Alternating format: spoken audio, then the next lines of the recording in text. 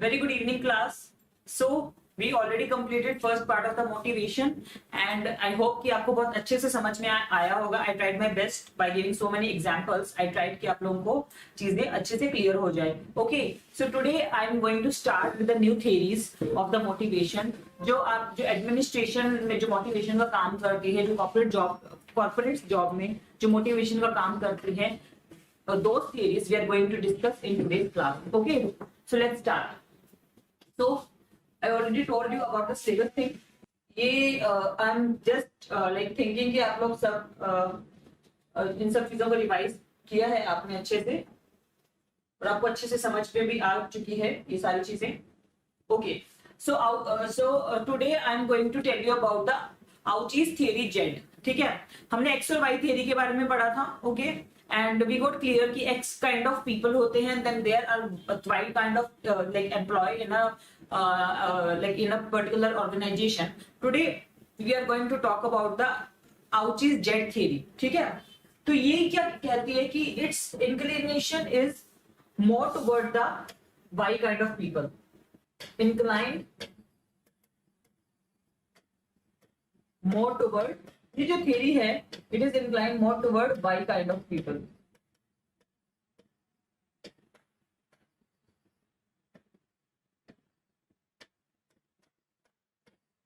ठीक है, इसमें ये क्या हुआ था कि अमेरिका और जापान के अंदर मैनेजमेंट स्टडी हुई थी.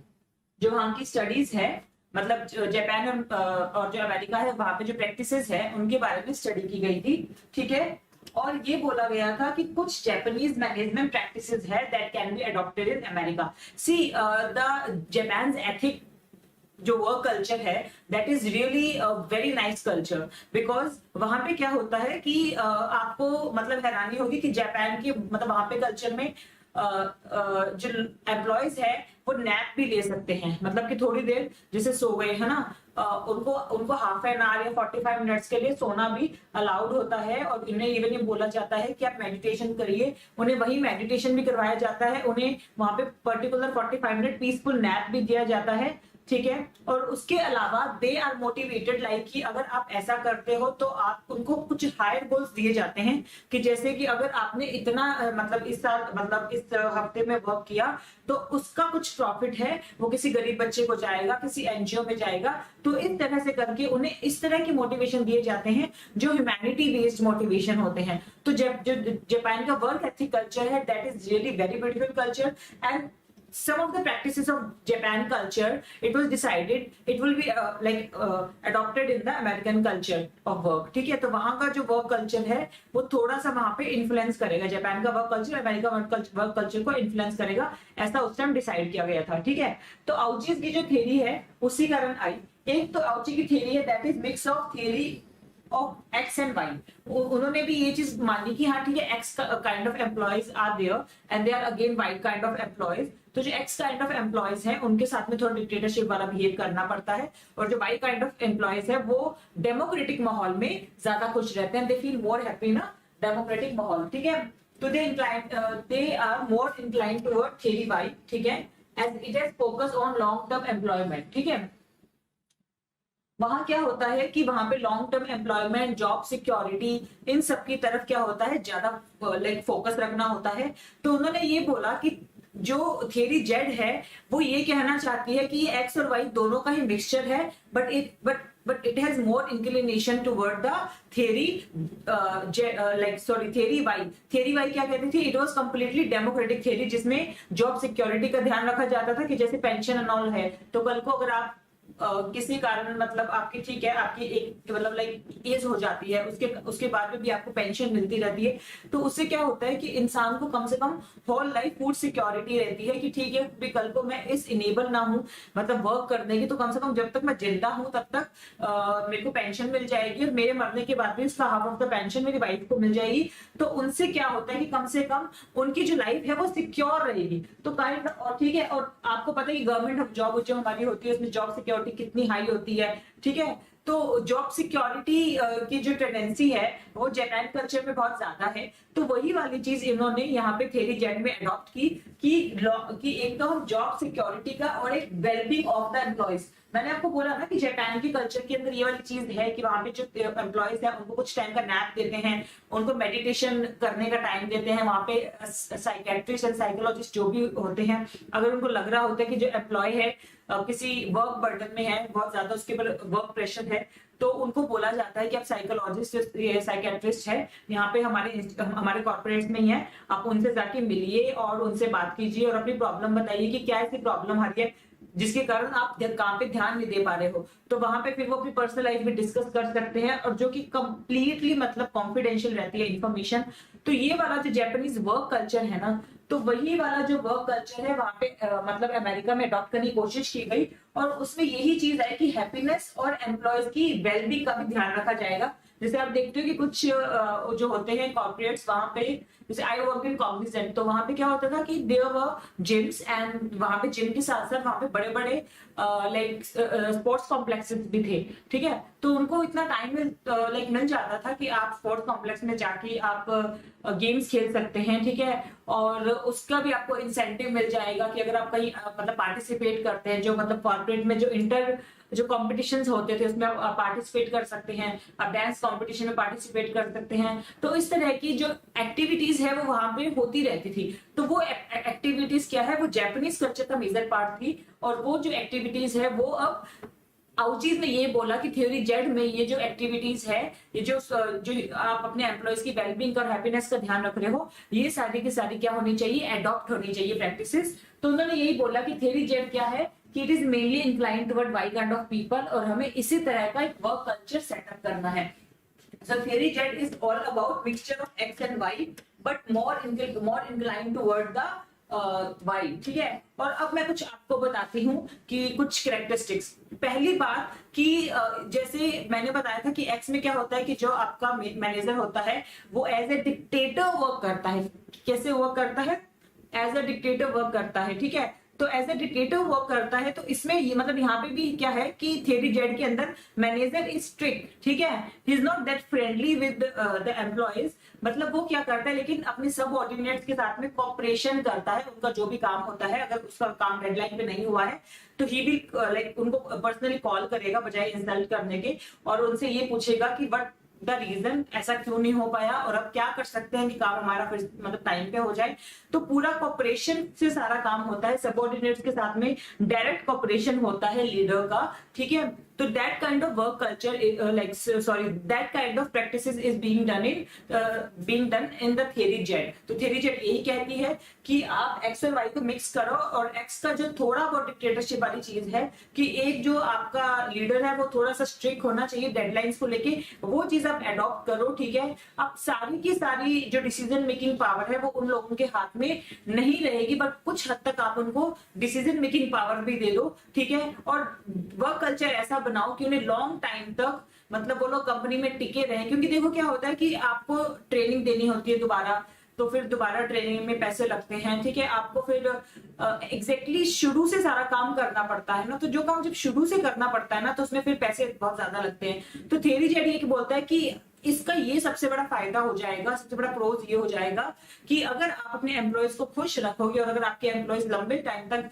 आपके यहाँ पे कंपनी में टिके रहेंगे तो आपका जो नए एम्प्लॉयज को ट्रेनिंग देने वाला खर्चा है वो कम से कम बच जाएगा, और आपके एम्प्लॉयज का जो एक्सपीरियंस है वो मतलब काफी ज्यादा हेल्प करेगा आपकी कंपनी की ग्रोथ में, ठीक है। तो आपकी हम थ्योरी जेड आउटचीज की हम डिस्कस कर चुके हैं, ठीक है। तो वो ये सारा मोटिवेशन का पार्ट है। तो मोटिवेशन क्या हो गया, आपका जॉब सिक्योरिटी हो गया, आप अपने एम्प्लॉयज की हैप्पीनेस का ध्यान रख रहे हो, आप अपनी एम्प्लॉयज की सोशल वेलबींग का भी ध्यान रख रहे हो कि ऐसा नहीं कि कोई इंसान को आप शादी में जाना है तो आप छुट्टी नहीं दे रहे, बिल्कुल भी नहीं, ऐसा मतलब नहीं होना चाहिए। क्योंकि वो लोग वहां पे डेडलाइन का तो ध्यान रखते हैं, लेकिन अगर एम्प्लॉयज के कुछ सोशल कमिटमेंट्स है तो उसका भी वो बिठा के उनसे बात करते हैं कि आपके लिए कितना जरूरी है आपका इस फंक्शन में जाना, शादी में जाना, और मतलब वहां पे पर्सनल जो लाइफ है उसका भी ध्यान रखा जाता है। तो ये जो थ्योरी जेड है ये all about the mixture of X and Y but inclination toward the Y, ठीक है। ये हालांकि आपके कभी क्वेश्चन एग्जाम में आया नहीं है, but RPSC is becoming unpredictable, और ऐसा अगर हटके क्वेश्चन आपके पास आ गया, आई बिलीव कि मतलब आपको वो प्रिपेयर रहना चाहिए उसके लिए, ठीक है। तो मैंने एग्जैक्टली आपको सारी थ्योरी समझा दी है, और नाउ हम अब बात करेंगे ये टू फैक्टर थ्योरी की तरफ की बात करेंगे। देखिए इसके रिलेटेड है ना एग्जाम में क्वेश्चन आ चुका है, ठीक है, एंड आई होप कि क्योंकि आरपीएससी अब सब लिमिटेड थ्योरीज है तो इनको रिपीट कर सकती है, तो मुझे सच में लगता है कि ऐसा 5 मार्क्स में 2 मार्क्स में ही आपके ये 2 हाइजीन फैक्टर मतलब 2 फैक्टर्स है वो आपसे पूछ ले जाएंगे। तो इस पे आप थोड़ा सा अच्छे से इसको समझिएगा कि क्या कहता है। ये एक क्या थे, एक साइकोलॉजिस्ट थे, इन्होंने एक थ्योरी डेवलप की थी, मोटिवेशन हाइजीन थ्योरी, ठीक है। उन्होंने ये बोला था कि सेटिस्फेक्शन और dissatisfaction in a work environment, मतलब किसके बेसिस पे जो सेटिस्फेक्शन और वर्क सेटिस्फेक्शन होती है एक एनवायरनमेंट में, किस बेसिस पे होती है, इसके ऊपर उन्होंने स्टडीज की थी। उन्होंने काफी सारे एम्प्लॉयज बुलाए, उनके इंटरव्यू लिए और उनसे बातचीत की, और and after like talking to them in a length they tried कि हमें पता लगे कि क्या ऐसा रीजन है कि हमारा वर्क कल्चर में काम अच्छे से हो सकता है, ठीक है। So these factors has been classified as motivators and hygiene factors respectively. ठीक है। तो जो फैक्टर्स जो मोटिवेटर्स का काम करते हैं और हाइजीन फैक्टर्स का काम करते हैं वो है, एक तो आपका हाइजीन फैक्टर फर्स्ट फैक्टर है, ठीक है, ये भी एक मोटिवेशन फैक्टर है, ठीक है। एक आपका मोटिवेटर्स ये आपका सेकंड फैक्टर है। तो इन सेकंड फैक्टर्स के बेसिस पे पूरे वर्क एनवायरनमेंट में काम होता है, ये उन्होंने बोला।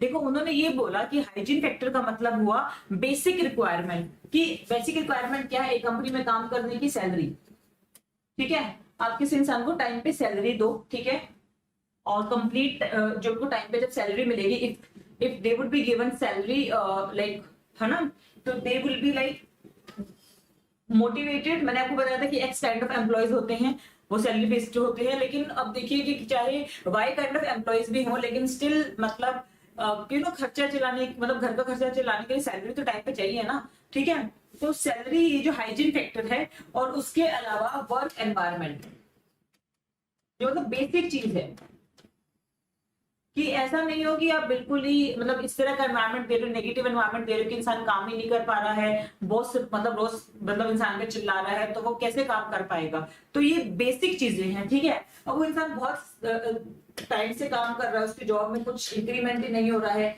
तो जॉब प्रमोशन भी एक बेसिक चीज है। उसके बाद में शेयर्स जो आप अपने मतलब इंसेंटिव जो होते हैं, तो ये सारे के सारे क्या आ जाते हैं, हाइजीन फैक्टर में आ जाते हैं। मतलब ये क्या है, बेसिक मोटिवेटर फैक्टर्स है जो हेल्प करते हैं एक एम्प्लॉय को कंपनी में टिके रहने के लिए, ठीक है। तो ये क्या है, बेसिक फैक्टर्स हैं आपके हाइजीन फैक्टर्स, ठीक है। तो now we will discuss about the another factors, ठीक है। तो आपके अनदर फैक्टर्स कौन से हैं, मोटिवेटर्स फैक्टर्स, ओके।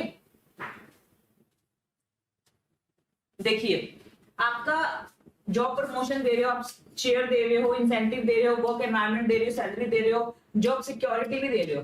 जैसे काफी लोग होते हैं ना कि हमें तो गवर्नमेंट जॉब चाहिए। गवर्नमेंट जॉब क्यों चाहिए, क्योंकि गवर्नमेंट जॉब में आपसे गलतियां हो जाती है तो आपको डायरेक्ट फायर नहीं किया जाता, बहुत सारी चीजें होती है, बहुत बड़ा प्रोसीजर होता है। कभी रेयरली कभी ऐसा हुआ है कि गवर्नमेंट जॉब में फायर किया, हाँ किसी का परफॉर्मेंस ऐसा हो जो सरकार को लगे कि मतलब कि इन्हें बीआरएस ले लेना चाहिए, ठीक है, इन्हें जल्दी रिटायरमेंट ले लेना चाहिए, तो गवर्नमेंट वो जरूर करवा देती फोर्सफुली। लेकिन ऐसा होता नहीं है कि गवर्नमेंट के आपको डिसमिस कर दिया जाए, कुछ टाइम के लिए सस्पेंड भी कर दिया जाता है, ऐसी चीजें होती है। फिर आप मेडिकल लीव्स भी, आपको लॉन्ग मेडिकल लीव्स भी मिल जाती है, तो काफी हद तक फायदे होते हैं गवर्नमेंट जॉब में। और जॉब सिक्योरिटी के साथ साथ आपकी लाइफ सिक्योरिटी हो जाती है, आपको पेंशन मिल जाती है, तो पेंशन से आपको लाइफ सिक्योरिटी मिल जाती है लॉन्ग टर्म तक। मतलब क्या है कि अगर आप काम नहीं कर पाए तो कम से कम आपकी वाइफ को मतलब जॉब मिल जाएगी, और आपकी वाली जॉब आपकी वाइफ को मिल जाएगी, ठीक है। फिर वो जो आपकी वाली पेंशन आएगी वो अलग आपकी वाइफ को मिलेगी, हाफ ऑफ द पेंशन। तो फायदे तो देखो ऑब्वियसली आपकी वाइफ को नहीं तो आपके बच्चों को मिल जाएगी, तो फायदे तो हैं इस लाइक जॉब सिक्योरिटी मतलब गवर्नमेंट जॉब में। तो ये वाले फायदे एक वो बोला उन लोगों ने कि हाइजीन फैक्टर है, कि ये वाली तो बेसिक जरूरत है एक इंसान को एक एनवायरमेंट में टिके रहने के लिए, ठीक है। और फिर एक उन्होंने बोला मोटिवेटर फैक्टर। देखिए इंसान एफिलिएशंस का भूखा है, मैंने आपको बताया था कि इंसान क्या है, वैलिडेशन पे चलता है। जब तक उसको एक टाइप ऑफ रिस्पेक्ट फील होती है, काइंड ऑफ रिस्पेक्ट फील होती है कि हाँ ठीक है, ये जो एनवायरनमेंट है वो रिस्पेक्टफुल एनवायरनमेंट है मेरे लिए, यहाँ पे मतलब मेरी जैसे जो भी रिस्पॉन्सिबिलिटीज मुझे दी जाती है, ठीक है, मतलब ऐसा नहीं है कि मोटिवेटर फैक्टर के बिना जॉब को आप डिससेटिस्फैक्टरी मानोगे, लेकिन अगर ये भी होंगे तो इंसान क्या होगा, ज्यादा खुश होकर काम करेगा। बेसिक सेटिस्फैक्टरी फैक्टर तो मैंने आपको बता दी है, वो आपके होते हैं hygiene factor, and then we will talk about the another factor. तो दूसरे जो मोटिवेटर फैक्टर होते हैं वो होते हैं कि आपका जो एनवायरनमेंट हो रिस्पेक्टफुल हो, रिस्पॉन्सिबिलिटी आपको इस तरह से दे तो आपको ये फील हो कि हम ठीक है, हम एक पर्टिकुलर जॉब में होते हुए भी एम्प्लॉयज की तरह नहीं, लीडर्स की तरह काम कर रहे हैं। जैसे आपको टीम प्रोजेक्ट में मतलब आपको टीम मैनेजर बना दिया, या अगर आप टीम के मेंबर भी हो तो आपको एक डेमोक्रेटिक माहौल है जहां पे आपकी जो वॉइस है उसकी कदर होती है। कि जैसे कोई एम्प्लॉय हो, अगर उसकी वॉइस की कदर नहीं हो तो उसको फील होगा कि यार मैं क्यों मर रहा हूँ, ठीक है इनको जैसे करना है वैसे करना है, तो I really don't care about all this thing. तो वो वाली चीज आ जाती है जब उनके वॉइस की कदर नहीं होती। तो मोटिवेटर फैक्टर में जो ये हो जाएंगे कि आपने क्या कर दिया, अपने एम्प्लॉय को क्या दे दी, रिस्पॉन्सिबिलिटी दे दी कि we are giving some extra responsibility और प्लीज आप उस हिसाब से थोड़ा सा काम कर दीजिए।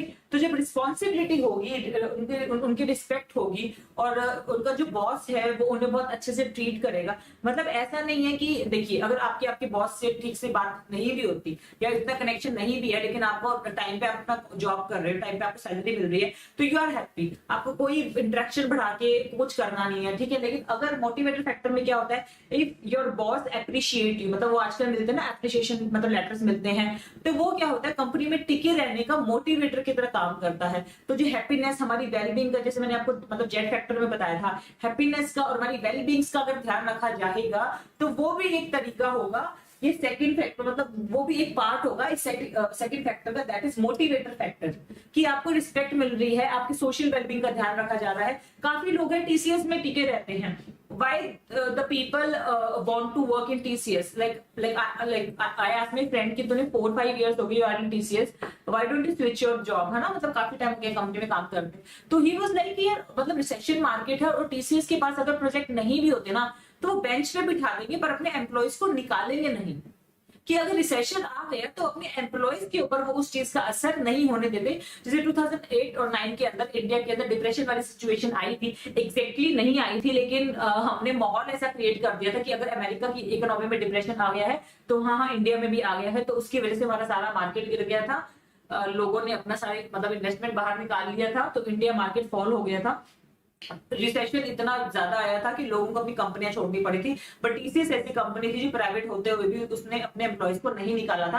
प्रोजेक्ट ना होते हुए भी उन्होंने ये बोला था कि ठीक है कंपनी में रहो कोई बात ना, और अपने एम्प्लॉयज का टीसीएस बहुत ध्यान रखती है। तो वो जो काइंड ऑफ ध्यान रखना वो मोटिवेटर फैक्टर का काम करेगा, ठीक है। कि जैसे आपकी कंपनी है, आपको टाइम पे सुबह सुबह लेने के लिए आ जाए, ठीक है, आपका बर्थडे है, आपके घर पे बुके मतलब भिजवा दे, तो वो कितना अच्छा लगता है ना। तो मतलब जो बेसिक रिक्वायरमेंट तो आपकी हाइजीन फैक्टर है कि अगर ये नहीं हुआ तो कंपनी के अंदर टिकना मुश्किल है। मोटिवेटर फैक्टर क्या होते हैं, ये आपको हेल्प करते हैं कंपनी में टिकने के लिए। जैसे मैंने आपको एग्जांपल दिया था मेरे पीजी का, अगर वहां पे खाना बहुत अच्छा है, जो कि मेन मेरी रिक्वायरमेंट है कि वहां पे खाना बहुत अच्छा होना चाहिए, वहां पे फूड जैसे मतलब उसके अलावा फैसिलिटी अच्छी होनी चाहिए, ठीक है, वहां पे नॉइज नहीं होनी चाहिए, वो मेरी बेसिक रिक्वायरमेंट है, वो हाइजीन फैक्टर हो गया। लेकिन उसके अलावा अगर वहां पे जैसे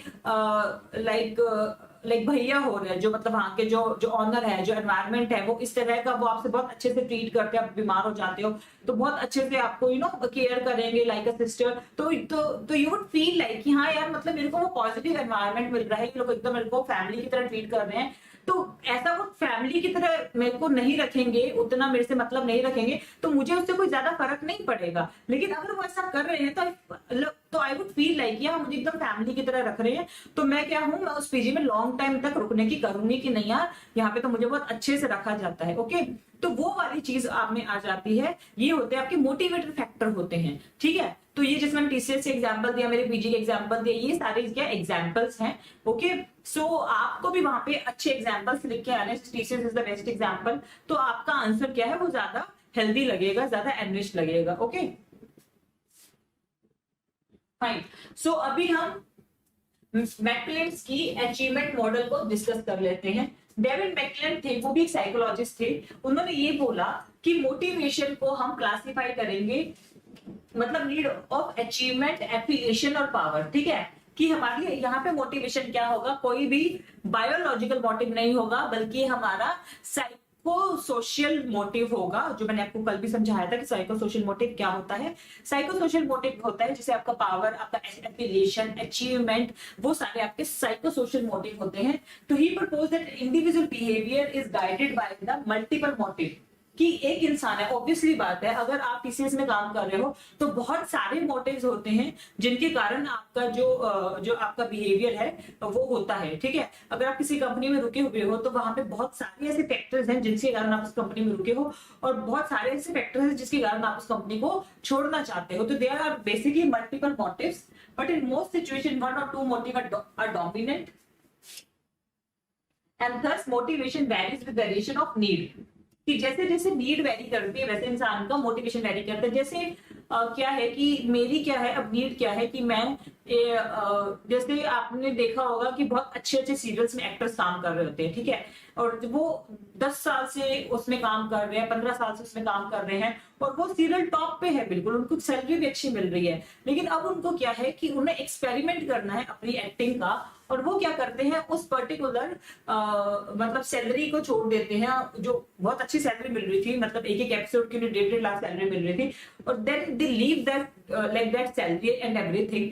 तो उनको वो क्या था कि वी आर हैप्पी कि ठीक है, we are like getting good recognition because of this project or this serial, but the problem is कि we are doing monotonous work, we are not experimenting anything, so now we want some another experiment। कि मुझे क्या है, experimental work करना है। मैं बहुत time से हीरोइन का काम कर चुकी हूँ तो मुझे विलन का काम करना है, लाइक मतलब जैसे हीना खान है, शी लाइक कि मैंने बहुत टाइम तक अक्षरा का काम किया, now I want to work like as a villain also.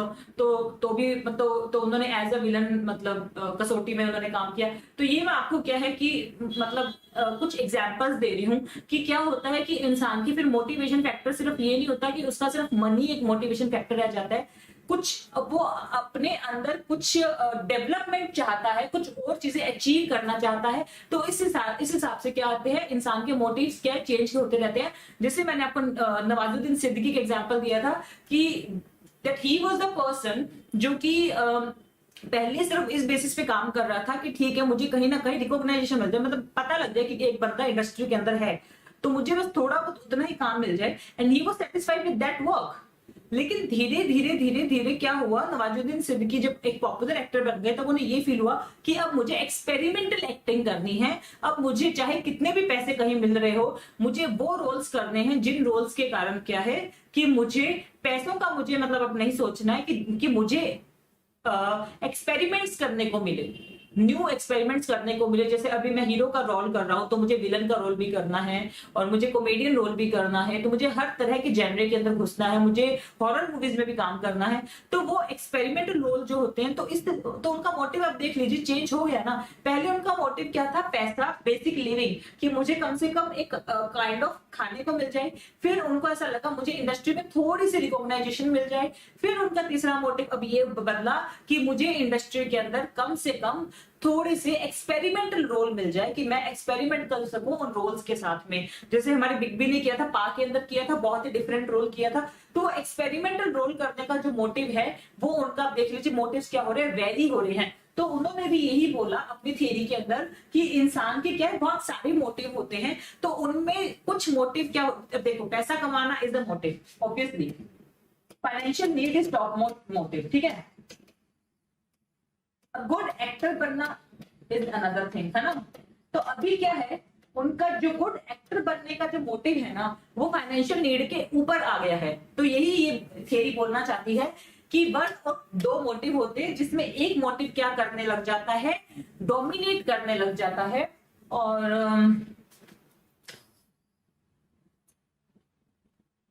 Dominate करने लग जाता है तो क्या होता है कि आपका एक गुड एक्टर, लाइक अगर आप अच्छे एक्टर बनते हो, ठीक है, तो उसके लिए आपको बहुत सारे एक्सपेरिमेंट्स करने पड़ेंगे अपने एक्टिंग में, अपने रोल्स में। तो उन्होंने क्या बोला कि चाहे मुझे इस बार पैसे कम मिल जाए लेकिन मुझे एक अच्छा एक्टर का रोल करना है। कुछ कुछ ऐसे हीरो हीरोइन होते हैं वो जो फ्री में भी वर्क कर लेते हैं क्योंकि उन्हें एक अच्छे डायरेक्टर के साथ काम करना होता है। तो ऑल दिस थिंग हैपन, है ना। तो यही मैंने आपको एग्जांपल दिया है कि आपका जो मोटिवेशन फैक्टर्स है वो चेंज होते रहते हैं, और आपके मोटिवेशन फैक्टर्स में जो बेसिक नीड होती है वो 3 होती है।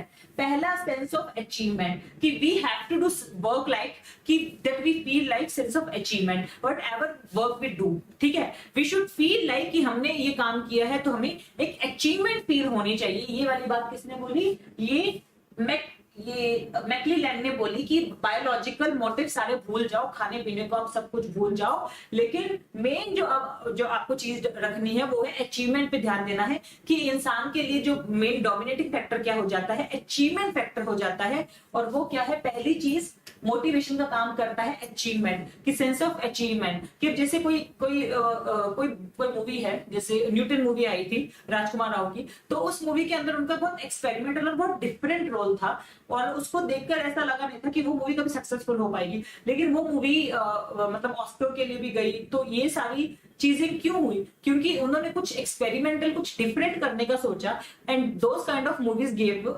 Sense of achievement to the person, ठीक है। तो जब इंसान को पैसों वाली चीजों को साइड में छोड़ के इज्जत चाहिए होती है समाज में, रिस्पेक्ट चाहिए होती है सोसाइटी में, ठीक है, और वो उनके लिए अचीवमेंट चाहिए होती है, उनका जो मतलब जैसे खुद को बेस्ट एक्टर बनाना है, तो वो वाला काम उनको करना होता है कि देख, I want to be best actor at that's all. तो उसके लिए बहुत सारे एक्सपेरिमेंटल रोल करने पड़ेंगे उनको। अब जैसे आलिया भट्ट है, she worked with Gangubai.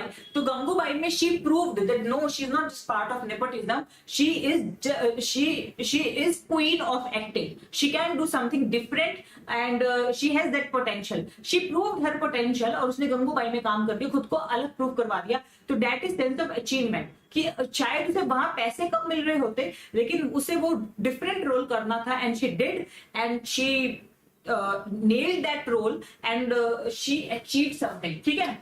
अब उसको वो मतलब इंडस्ट्री में उसको वो अचीवमेंट मिल चुकी है। Second thing, affiliation. मैंने आपको बोला था 80 और 90% ऑफ ह्यूमन बीइंग होते हैं वो एफिलिएशंस के पीछे भागते हैं, वैलिडेशंस के पीछे भागते हैं। तो नाउ यहाँ पे क्या है, हमारा जो भी लाइफ में कुछ बन रहे हैं, कर रहे हैं, हमें एफिलिएशंस चाहिए, लाइक आई टोल्ड यू, ठीक है। तो जितने ज्यादा व्यूज आएंगे, जितने ज्यादा पॉजिटिव कमेंट्स आएंगे, तो वो मेरे लिए क्या है, एफिलिएशन का काम करेगा that she is a good teacher, ठीक है। तो मैं अपने आप को गुड टीचर मानती हूँ because I feel कि I give my 100%, I make the best content, but still I kind of I'm the also the kind of 80 to 90% वाली की कैटेगरी में हूँ, ठीक है। मुझे भी एक एफिलिएशन चाहिए, जब जितने ज्यादा व्यूज आते हैं मुझे एक मोटिवेशन फैक्टर मिलता है कि सही है, मतलब आई शुड मेक और बेस्ट कंटेंट, मतलब और भी लाइक मेरा जो कंटेंट होना चाहिए और एनहेंस होना चाहिए, और मुझे बेस्ट एग्जांपल्स देने हैं। तो जब मेरे पास रिव्यूज आते हैं, जब मेरे पास फोन कॉल्स आते हैं मेरे स्टूडेंट्स के कि मैम आप ये चीज और मतलब आपकी बहुत अच्छी थी और ये चीज बहुत अच्छी लगी,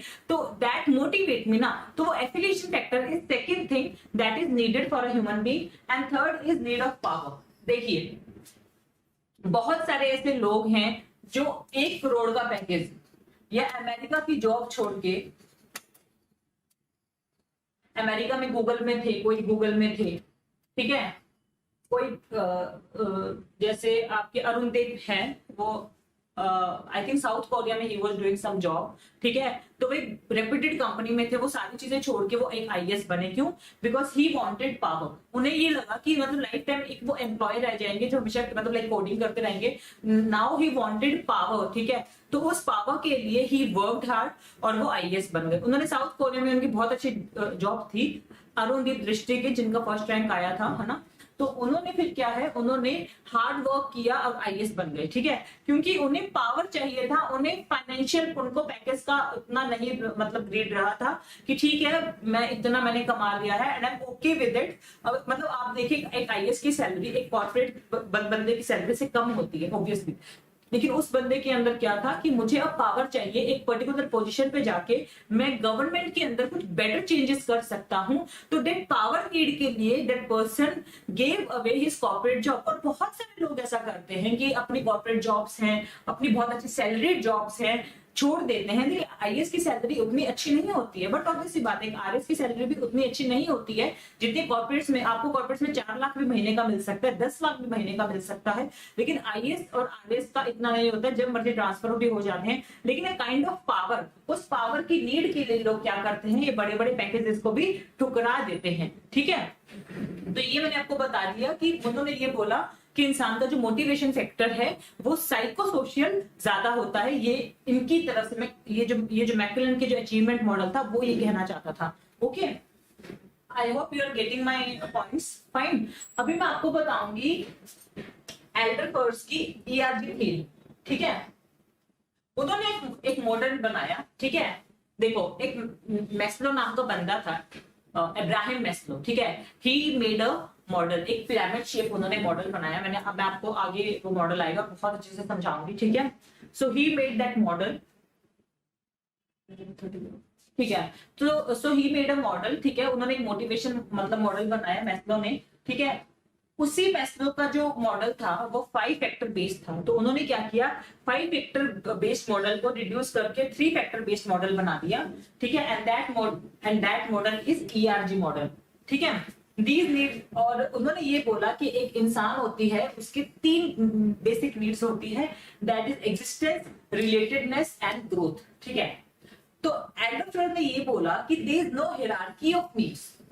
मतलब जैसे आपके जो मैस्लो ने ये बोला था कि there is hierarchy of needs, कि ये वाली इंसान के लिए नीड ज्यादा जरूरी होती है, फिर ये वाली नीड इंसान के लिए ज्यादा जरूरी होती है, फिर ये वाली इंसान के लिए ज्यादा नीड जरूरी होती है। तो उन्होंने हायरार्की ऑफ नीड बताया था। लेकिन देखिए आपसे ना there you can be ask some differences also ना, they people can ask you कि कुछ डिफरेंसेस बताओ कि क्या डिफरेंस है इनके अंदर। ये सारे क्वेश्चन भी आपके आ सकते हैं, तो that can also be asked. तो हायरार्की ऑफ नीड जो था वो किसका मॉडल था, अब्राहम मैस्लो का मॉडल था। एंड एल्डरसन ने बोला कि मैं इस मॉडल को डिस्कार्ड करता हूं, I am not in favour of this model. लेकिन मैं ये कह रहा हूं कि उन्होंने जो पॉइंट्स बताए थे उसमें से 3 पॉइंट मेरे को बेस्ट लगे, दैट इज एग्जिस्टेंस, रिलेटेडनेस और ग्रोथ। ठीक है, और मैं इन पॉइंट्स को सपोर्ट करता हूं। ठीक है, तो उन्होंने बोला कि कोई भी नीड है मतलब कभी भी एक्टिवेट हो सकती है उसकी, मतलब कोई भी नीड है वो किसी टाइम भी एक्टिवेट हो सकती है, उसकी हायरार्की होनी जरूरी नहीं है। जैसे आप कुछ काम कर रहे हैं, जैसे उन्होंने ये बोला था कि आपकी जो बायोलॉजिकल नीड्स होती है, जैसे आपका खाना पीना वो ज्यादा जरूरी होता है, लेकिन आपकी जो आप साइंटिस्ट को देखिए तो 3-3 घंटे सोकर, मतलब आपकी बेसिक बायोलॉजिकल नीड क्या है, ऑक्सीजन लेना, आपका सोना, है ना, आपका खाना, आपका पीना, आपका वॉशरूम जाना, ये आपकी बेसिक बायोलॉजिकल नीड है। लेकिन उन्होंने ये बोला कि कई बार जो साइंटिस्ट होते हैं वो इतने लंबे तक काम करते रहते हैं कि वो 18-18 घंटे खाने नहीं खाते, उनका खाना वैसे का वैसा धरा रहता है और वो अपने काम में इतने मतलब लगे रहते हैं। और आपकी लाइफ में भी ऐसा होता होगा कि वर्क प्रेशर इतना ज्यादा होता होगा कि आपको खाने पीने की सुध नहीं होती। सो that kind of thing happen. ठीक है, तो उन्होंने ये बोला कि इंसान कई बार जो आप जिसे बेसिक नीड्स बोल रहे हो पिरामिड बना के, उनको भी डिस्कार्ड कर देता है। और क्योंकि उनमें सेंस ऑफ अचीवमेंट या सेल्फ एक्चुअलाइजेशन, अपने पोटेंशियल को हाई लेवल पे पाने की जो उनके अंदर क्यूरोसिटी होती है, जो उनके अंदर लाइक इच्छा होती है, उसको फुलफिल करने के लिए, अपनी उस डिजायर को फुलफिल करने के लिए वो ये जो बेसिक जो बायोलॉजिकल चीजें होती है उनको भी वो छोड़ देते हैं। तो जो नीड होती है वो कभी भी किसी टाइम भी कोई भी नीड अराइज कर सकती है, आप किसी नीड को हायरार्की के अंदर नहीं बांध सकते। ये किसने बोला, एल्डरसन ने बोला। ठीक है, तो उन्होंने बोला कि लोअर लेवल नीड्स, ये देखो लोअर लेवल नीड्स कौन सी होती है, आपकी जो बायोलॉजिकल नीड्स होती है। तो उन्होंने बोला कि एक इंसान की सेक्सुअल नीड्स, एक इंसान की hunger needs, thirst needs, sleep, है ना, स्लीप, और क्या होता है तो ये सारी अगर नीड्स हैं, इनमें अगर कभी कभार वो कॉम्प्रोमाइज हो जाए, इंसान पानी ना पिए या खाना ना खाए, कभी कभार कॉम्प्रोमाइज हो जाए तो that's really okay, that's not a big deal, ठीक है। ये लोअर लेवल नीड्स है, अगर ये पूरी नहीं भी हुई तो इसका मतलब ये नहीं है कि जैसे आपकी क्या है पर्टिकुलर खाने पीने के आप बहुत शौकीन हैं, लेकिन एग्जाम पास में आते हैं आप अपना फूड इंटेक बहुत कम कर देते हैं और आप अपना नींद का बहुत कम कर देते हैं। एक आईएएस की बात बताती हूँ, शी टोल्ड कि she work very hard for 2 years and उसके बाद में उसका प्रीलिम नहीं क्लियर हुआ and she came into pressure कि नाउ व्हाट टू डू, क्योंकि मैंने 2 साल बहुत पढ़ाई की लेकिन मेरा प्रीलिम नहीं क्लियर हुआ। तो she was kind of like giving up, है ना, उसे वो गिव अप करने का मन हो रहा था।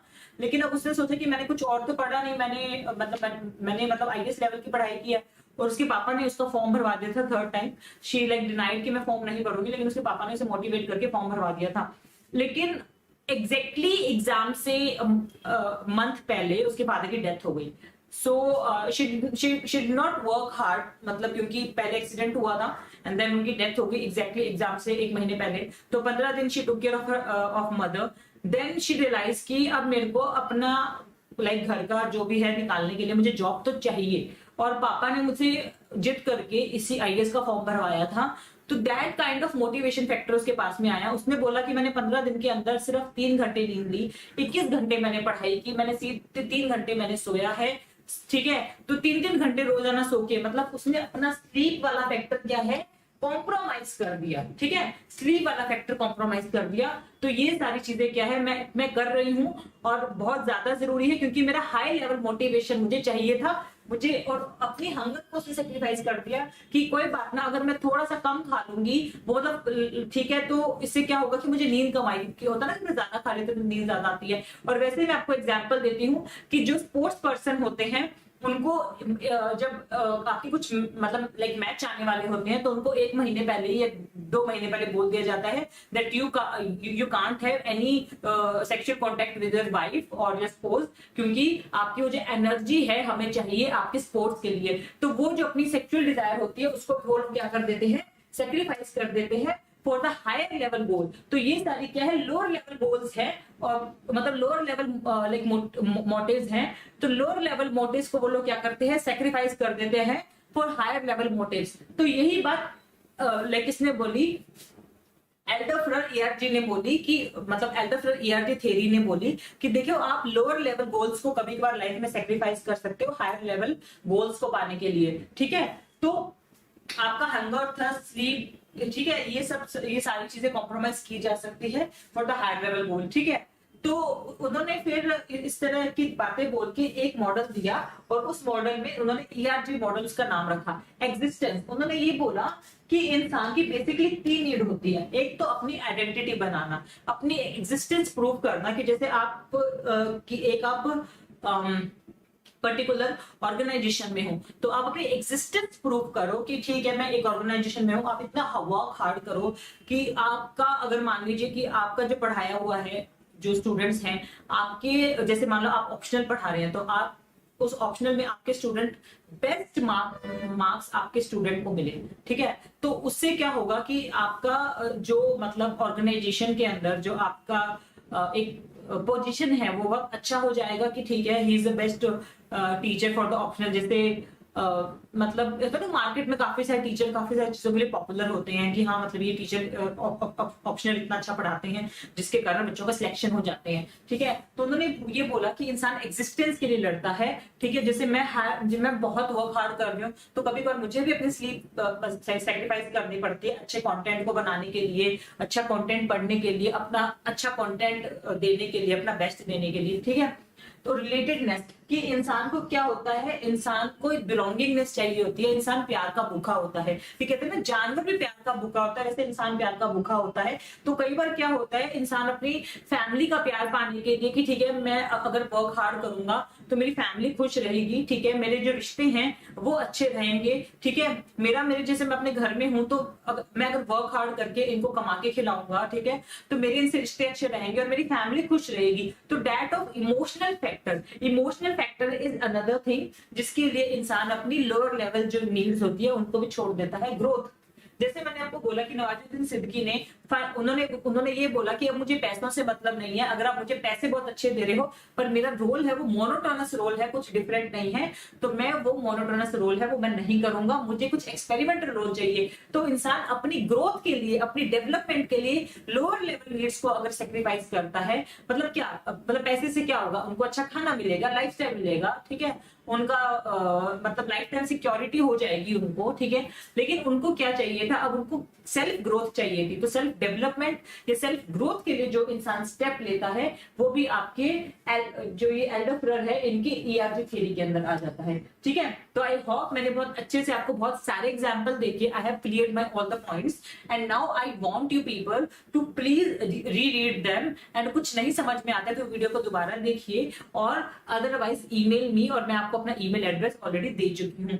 Okay, so let's move to the next theory, and it is very important theory, that is Maslow की थ्योरी, और वो आपसे 10 मार्क्स में भी आपका क्वेश्चन आ सकता है। सो let's move toward that theory also. Okay, आप एक बार ये पढ़ लीजिए थोड़ा सा। सो let's move toward the new theory. हाँ, वेरी वेरी इंपॉर्टेंट थियरी, बड़े बड़े स्टार्स लगा लीजिए इस थियरी पे आप, very important theory.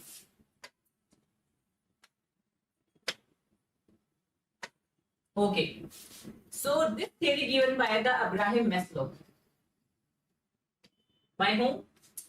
Abraham Maslow. Okay, so I tell you उनकी थ्योरी के बारे में।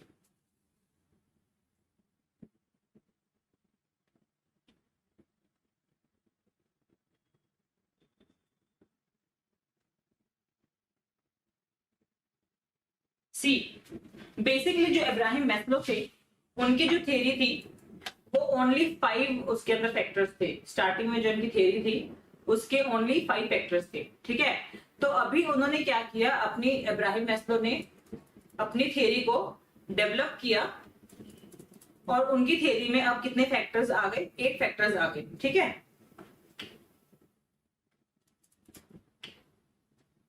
ओके,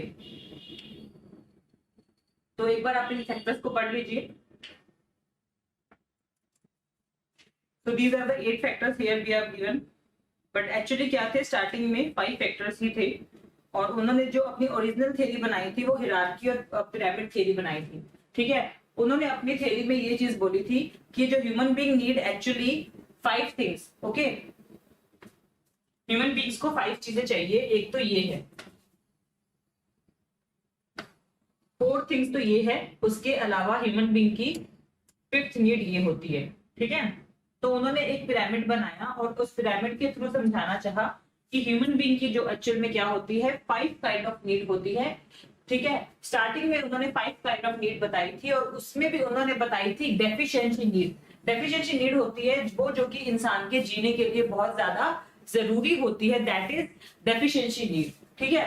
तो डेफिशिएंसी नीड में आ जाती है आपकी एस्टीम नीड, बिलोंगिंगनेस, सेफ्टी और साइको सोशल फिजियोलॉजिकल नीड्स, ठीक है। तो उन्होंने ये बोला कि ये डेफिशिएंसी नीड्स हैं जो कि इंसान की बेसिक जरूरत होती है, और एक उनकी 5th नीड थी जो उन्होंने ग्रोथ नीड बताई थी, दैट इज सेल्फ एक्चुअलाइजेशन, मतलब अपनी पोटेंशियल के मैक्सिमम पे पहुंचना। ये उन्होंने 5 तरह की नीड्स बताई थी, बेसिक नीड्स। तो पहले हम इन 5 तरह की नीड्स पे बात कर लेते हैं। पहले हम बात करते हैं कि डेफिशिएंसी नीड्स कौन सी होती है। देखिए, डेफिशिएंसी नीड्स होती है those kind of needs which are very important to get fulfilled. If they won't get fulfilled, then human being would get dissatisfied, ठीक है। तो एक kind of dissatisfied life हो जाएगी human being की if those kind of needs won't be fulfilled. So let's discuss all those kind of needs, ठीक है। तो उन्होंने बहुत बेसिक नीड बोली जो कि एकदम देखिए पिरामिड के बिल्कुल बेस में, मैंने आपको बोला उनका मॉडल हिरार्किकल मॉडल था, जो उन्होंने ये बताया कि अब ये वाली नीड जरूरी है, अब ये वाली नीड जरूरी है, और अब ये वाली नीड जरूरी है। तो उन्होंने अपना एक हायरार्किकल मॉडल दिया था। तो उसमें जो फर्स्ट नीड थी वो थी फिजियोलॉजिकल नीड थी। फिजियोलॉजिकल नीड कौन सी होती है? फिजियोलॉजिकल नीड होती है बेसिक जो नीड होती है, बायोलॉजिकल जो नीड्स होती है, जो मैं आपको बार बार बता चुकी हूँ, आपका हंगर, आपका थर्स्ट, आपकी स्लीप, ये क्या आ जाती है, आपकी फिजियोलॉजिकल नीड में आ जाती है। ठीक है, आपकी जो बेसिक बायोलॉजिकल नीड होती है, जो आपका बेसिक बायोलॉजिकल मोटिव्स होते हैं, उनमें आ जाते हैं आपके ये वाली चीजें आ जाती है। ठीक है, और देन आपकी आ जाती है सेफ्टी नीड्स। ठीक है, तो सेफ्टी नीड्स आपकी कौन सी होती है कि जैसे आपकी जॉब सिक्योरिटी हो गई। ठीक है, तो that kind of safety need है ना। और एक आप किसी मतलब आप एक वुमेन है तो आप किसी जॉब को इसलिए मना कर देते हैं because you are not happy with the late night shift. तो अगर आपको नाइट शिफ्ट मिलती है but you prefer your safety first, तो आप क्या करते हो, उस जॉब के लिए मना कर देते हो कि यहाँ पे क्राइम एरिया है और यहाँ पे मतलब मुझे मेरी सेफ्टी मतलब चाहे मुझे पैसा अच्छा मिल रहा हो but I just want my safety. तो इंसान क्या है कि कभी कभार अपनी उस नीड को क्या करता है, मतलब अपनी सेफ्टी के लिए क्या करता है कि कभी कभार फाइनेंशियल नीड को भी सेक्रीफाइस कर देता है। लेकिन इनका मॉडल ये कहता है कि इंसान की सबसे ज्यादा इंपॉर्टेंट नीड होती है उसकी फिजियोलॉजिकल नीड। बायोलॉजिकल नीड के बाद में उसकी आती है सेफ्टी नीड आती है। तो उन्होंने ये बोला कि पहले तो इंसान को फिजियोलॉजिकल नीड चाहिए, पहले तो उसको खाना चाहिए, फिर उसको क्या चाहिए, फिर उसको प्रोटेक्शन चाहिए। ठीक है, प्रोटेक्शन के बाद उसे क्या चाहिए, बिलोंगिंगनेस और लव चाहिए। कि जैसे आप एक पर्टिकुलर कंपनी में है, आपको सैलरी बहुत आप क्या देखकर लगे उस कंपनी में कि भैया उस कंपनी का पैकेज बहुत अच्छा है, सैलरी बहुत अच्छी है, तो वो आपकी फिजियोलॉजिकल नीड हुई। फिर सेकंड नीड हुई आपकी सेफ्टी नीड, और सेफ्टी नीड क्या है, वहां पे जॉब सिक्योरिटी। फिर सेकंड थिंग यू सी कि यार यहाँ पे ना मुझे पैसे तो मिल रहे हैं लेकिन मुझे उसके साथ में जॉब सिक्योरिटी भी है कि मुझे एकदम से निकाला नहीं जाएगा, काफी सारे मुझे नोटिस मिलेंगे या काफी ज्यादा मुझे एक्सप्लेन करने का टाइम मिलेगा, मुझे खुद में इंप्रूवमेंट करने का भी टाइम मिलेगा।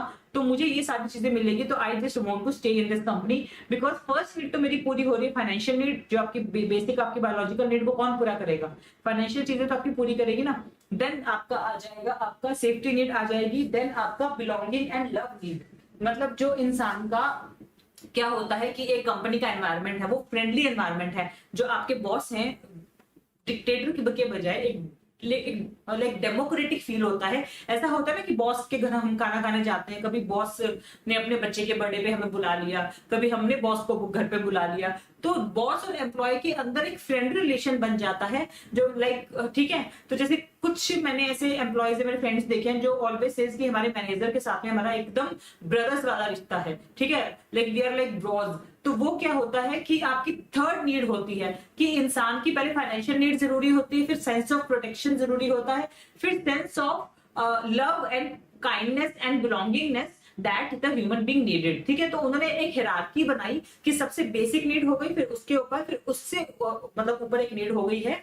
तो फर्स्ट नंबर पे तो ये नीड इंपॉर्टेंट है, सेकंड पे देन ये, एंड देन थर्ड नीड हमारी क्या है, बिलोंगिंगनेस एंड लव नीड। तो हमें एक पर्टिकुलर एक एम्प्लॉय को अपने इंस्टीट्यूट के अंदर बहुत फ्रेंडली माहौल मिल रहा है, बहुत ही प्यारा माहौल मिल रहा है बजाय फालतू की किचकिच के, तो ये वाली चीज है। तो that is the belonging and love need. देन उसके बाद में एस्टीम नीड। एस्टीम नीड क्या होता है कि जैसे आपके बॉस ने बोल दिया कि मैं यहाँ पे डिक्टेटर नहीं हूँ, I am a kind of democratic player. ठीक है, तो ऑल वी आर मतलब हम सब एक जैसे ही हैं। अगर आपका अपना कोई वॉइस है, ओपिनियन है किसी चीज को लेकर, तो you people can give me that kind of opinion. ठीक है, और आपकी यहाँ पे पूरी आपकी रिस्पेक्ट का ध्यान रखा जाएगा, आपकी रिस्पेक्ट कंपनी की रिस्पेक्ट है, इस चीज का ध्यान रखा जाएगा। ठीक है, अब जैसे कुछ कंपनीज होती है तो वहां पे क्या होता है कि वुमेन जो होती है उनकी लाइक अगर उनका पर्टिकुलर ड्रेसिंग है तो उसपे कुछ जो एम्प्लॉइज है वो कमेंट कर देते हैं। तो लाइक मैं जब कॉग्निजेंट में थी I saw that kind of work culture कि वुमेन वहां पे कुछ मतलब लाइक मतलब ड्रेसिंग उनका कुछ भी हो जो भी हो, तो वहां पे एक पर्टिकुलर वहां पे यूनिफॉर्म टीम है, तो that uniform team can discuss कि मैम आपको ये वाला ड्रेस मतलब कंपनी के कोड्स के हिसाब से नहीं पहनना चाहिए था, वो ये चीज बोल सकते थे, आपको इस टाइप का ड्रेस नहीं पहनना चाहिए था। लेकिन उसके अलावा दूसरे एम्प्लॉय की क्या होती थी, हिम्मत नहीं होती थी कि उनकी सेल्फ एस्टीम पे या उनकी रिस्पेक्ट पे कोई भी कमेंट कर दे। ठीक है, तो उनकी सेल्फ एस्टीम बनी रहे, मतलब बनी रहे कंपनी में, तो उस चीज का भी क्या है बहुत ध्यान रखा जाता था। ठीक है, और उसके अलावा उनकी सेल्फ एस्टीम को इंक्रीज करने के लिए क्या होता था कि वहां पे कंपनी रिप्रेजेंट आपके बैच रिप्रेजेंटेटिव्स बनते थे। कि जैसे एक पर्टिकुलर आपके जो भी आपका ट्रेनर होगा, जो भी आपके ट्रेनर होंगे, वो आपको क्या बना देंगे, आपके बैच का हेड बना देंगे और आपको बोलेंगे कि आपकी फिर जो मतलब जो जैसे मीटिंग्स वगैरह होगी कंपनी की, जो मतलब बड़ी मीटिंग्स होगी उस पे हम आपको बुलाएंगे। तो काइंड ऑफ मोटिवेशन मिलता है इंसान को कि हाँ इस कंपनी में मेरी इतनी रिस्पेक्ट है, मुझे बड़े बड़े लाइक जो कंपनी के जो हायर ऑफिशियल्स है उनके साथ बैठ के काम करने का मिलता है, मुझे सीखने को मिलता है। तो वो क्या होता है, एस्टीम। तो उन्होंने ये बोला कि इन 3 फैक्टर्स के बाद में इंसान को एस्टीम की जरूरत होती है, and after that the human being need self actualization. Self actualization क्या है कि आपको आपकी कंपनी ये मौका दे रही है कि आप अपने पोटेंशियल को अचीव कर सको, ठीक है। Like in some companies there are some, जैसे कॉग्निजेंट में था, वहां पे आप सिम्बाइसिस से एमबीए कर सकते थे ना, डिस्टेंस लर्निंग प्रोग्राम था, और वो पूरा का पूरा distance learning program company sponsor करेगी, ठीक है। उसके लिए आपको कोई एक्स्ट्रा फीस नहीं भरनी है, आपको जस्ट वहां पे अप्लाई करना है कि आप अपना लाइक मतलब एमबीए कंप्लीट करना चाहते हैं अपने लाइक जॉब के साथ साथ में। तो वहां पे जो एग्जाम होते थे उसमें भी आपको अलग से क्लासेस आपको कंपनी देती थी, और उसके लिए कोई आपका, और उसके लिए भी आपको सैलरी मिलती थी। अगर आप वहां पे एमबीए करना चाहते थे तो आपको अगर क्लासेस लेनी है तो यू कुड टेक क्लास, और उसके लिए आपकी सैलरी कटेगी नहीं, even you will get the salary like working job, ठीक है। तो और आपको वहां डिस्टेंस लर्निंग प्रोग्राम आप कर सकते थे, एग्जाम से पहले आप 5 डेज की लीव ले सकते, जैसे आप ले सकते थे, और आपको क्या है कि मतलब उन लीव्स के आपके पैसे नहीं कटते थे। तो वो क्या होता था कि वो कंपनी क्या कर रही है, इंसान का जो मैक्सिमम पोटेंशियल है उसको वो रीच कर सके उसमें हेल्प कर रही है। जैसे कुछ लोग होते हैं मतलब देखो इंजीनियरिंग की एकदम हवा चली and we all took engineering, ठीक है, लेकिन हमारा क्या है, किसी किसी इंसान का मैनेजमेंट बहुत अच्छा होता है। तो कंपनी कई बार क्या होती है, मतलब जैसे वहां पे साइकेट्रिस्ट थे और साइकोलॉजिस्ट थे, तो वो उन्होंने एनालाइज कर दिया था कि ये लोग इस चीज में बहुत अच्छे हैं, मैनेजमेंट में बहुत अच्छे हैं। तो दे टोल्ड और डिस्कस किया कि आप यहाँ से ये प्रोजेक्ट कर सकते हैं, फिर हम आपको मैनेजमेंट टीम में डाल देंगे, आपका प्रमोशन कर देंगे। तो उन्होंने, कंपनी ने खुद वहां पे मतलब कंपनी पूरी की पूरी फीस कंपनी आपकी भरती है डिस्टेंस लर्निंग की। तो वो क्या हुआ, कंपनी ट्राई करती है that you reach your actual potential. जो आपका एक्चुअल पोटेंशियल है ना मैनेजमेंट वाला, जैसे किसी में कोई स्किल होती है, किसी में कोई स्किल होती है, लेकिन इंसान अपनी स्किल पर क्या ध्यान नहीं देता और उस पर काम नहीं कर पाता है। जैसे किसी की टीचिंग स्किल बहुत अच्छी होती है, लेकिन इंसान क्या है कि बस खुद को पढ़ने में, हाँ मेरे को पढ़ना है, मेरे को पढ़ना है, मेरे को ये एग्जाम देना है, उसमें इतना ज्यादा रह जाता है कि अपने उस टीचिंग स्किल पे ध्यान नहीं दे पाता है। तो जब उसको वो मौका मिलता है तब इंसान अपना पूरा पोटेंशियल अचीव करने की कोशिश करता है। तो वही चीज होती है कि ऑर्गेनाइजेशन में कंपनी जब रिकॉग्नाइज कर लेती है कि beside coder they can be good manager, तो कंपनी उनकी सारी एजुकेशन खुद स्पॉन्सर करती है। That is the part of self actualization. मतलब आपको समझ में आ गया कि फर्स्ट थिंग जो इंपॉर्टेंट है वो है psychological need, then second thing is safety need. Safety need में आपका लाइक आपका जो होता है ना विशाखा गाइडलाइंस जैसे आपकी दी हुई है कि जो वुमेन वर्कर है they should feel very secure in that particular like environment, they should not be sexual harassment, है ना, तो they should not like sexual harassment नहीं होना चाहिए। तो उन्होंने एक विशाखा गाइडलाइंस निकाली कि आप, जैसे मैं कॉग्निजेंट में थी, हमें एक तरह का if we use to like, अगर हमें मतलब हमने अगर शिकायत कर दी, if we like complain about कि हमारे एक पर्टिकुलर मेल एम्प्लॉय ने हम पे इस तरह का कमेंट किया, तो उस पे भी एक्शन होता था, ठीक है। पूरी बात की जाती थी कि आपने किस बेसिस पे ये कमेंट किया, आपने ये बात क्यों बोली इनको, ठीक है। और किसी भी तरह से आप मतलब वहां पे पूरा सेल बना हुआ था, आप उस सेल में जाके डिस्कस कर सकते थे कि मेरे साथ ये प्रॉब्लम हुई है, मुझे ये फील हुआ है। तो वहां पे साइकोलॉजिस्ट की पूरी टीम बैठती थी। तो that kind of environment was there. तो सेफ्टी नीड है, वो बेसिक चीज है जो इंसान की फुलफिल होनी चाहिए। उसे कभी भी ऐसा फील नहीं होना चाहिए कि वो इनसिक्योर एनवायरनमेंट में है, ठीक है। Third thing is belongingness. I already told you that there should be friendly environment in the company, ठीक है। एंड फोर्थ चीज इज एस्टीम नीड, कि आपको कंपनी इतने रिस्पॉन्सिबल वाले प्रोजेक्ट्स दे कि आपको फील करे कि हाँ भाई मैं भी कंपनी में कुछ हूँ, इंसान को मैं कुछ हूँ वाली फीलिंग हमेशा रहनी चाहिए। That feeling should be there. And fourth and fifth thing is self actualization. जैसे मैंने आपको बताया कि एमबीए डिस्टेंस लर्निंग प्रोग्राम उनके होते थे ताकि लोग अपना पोटेंशियल को अचीव कर सके। तो दैट इज सेल्फ एक्चुअलाइजेशन। ये बात किसने बोली? मैस्लो जी ने बोली। अब्राहम मैस्लो ने ये बोला कि ये तो 4 डेफिशिएंसी नीड है, उसके अलावा फिफ्थ उनकी ग्रोथ नीड है, वो इंसान को क्या है जरूरी है फुलफिल करना, ठीक है। अब ये 5 चीजें हो गई। उसके बाद में मैस्लो ने अपना एक फिफ्थ मॉडल अपना एक नया मॉडल लाया और उसके अंदर उसने बोला कि मैं 3 चीजें और जोड़ूंगा, that would be a part of growth need. Growth need कैसे हुआ? Cognitive need.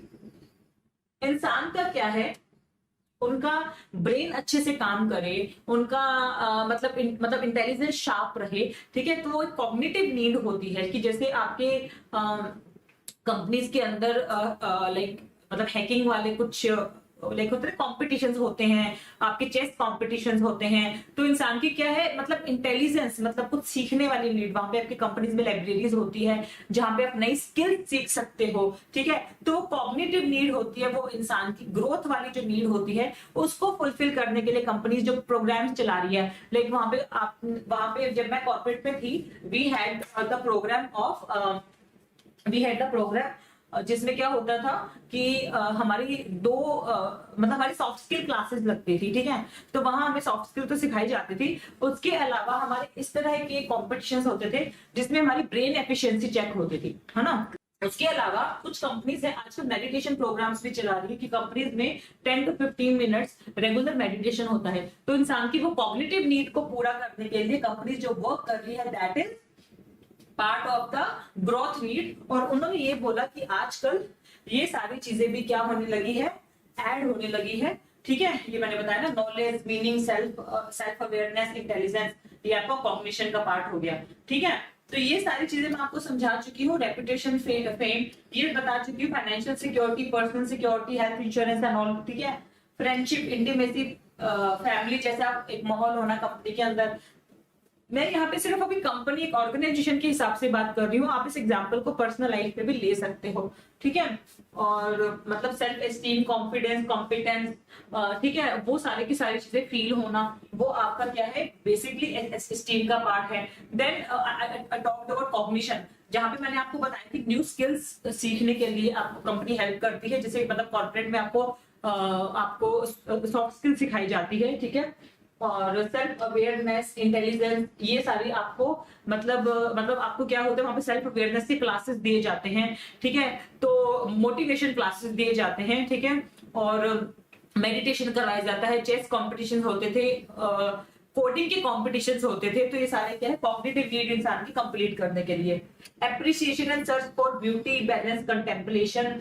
देखिए इंसान की क्या होता है, मतलब लाइक इन सब नीड्स के अलावा जैसे वहां पे क्या होते थे, वहां पे रैप वॉक कॉम्पिटिशन होते थे, डांस कॉम्पिटिशन होते थे, ठीक है ना।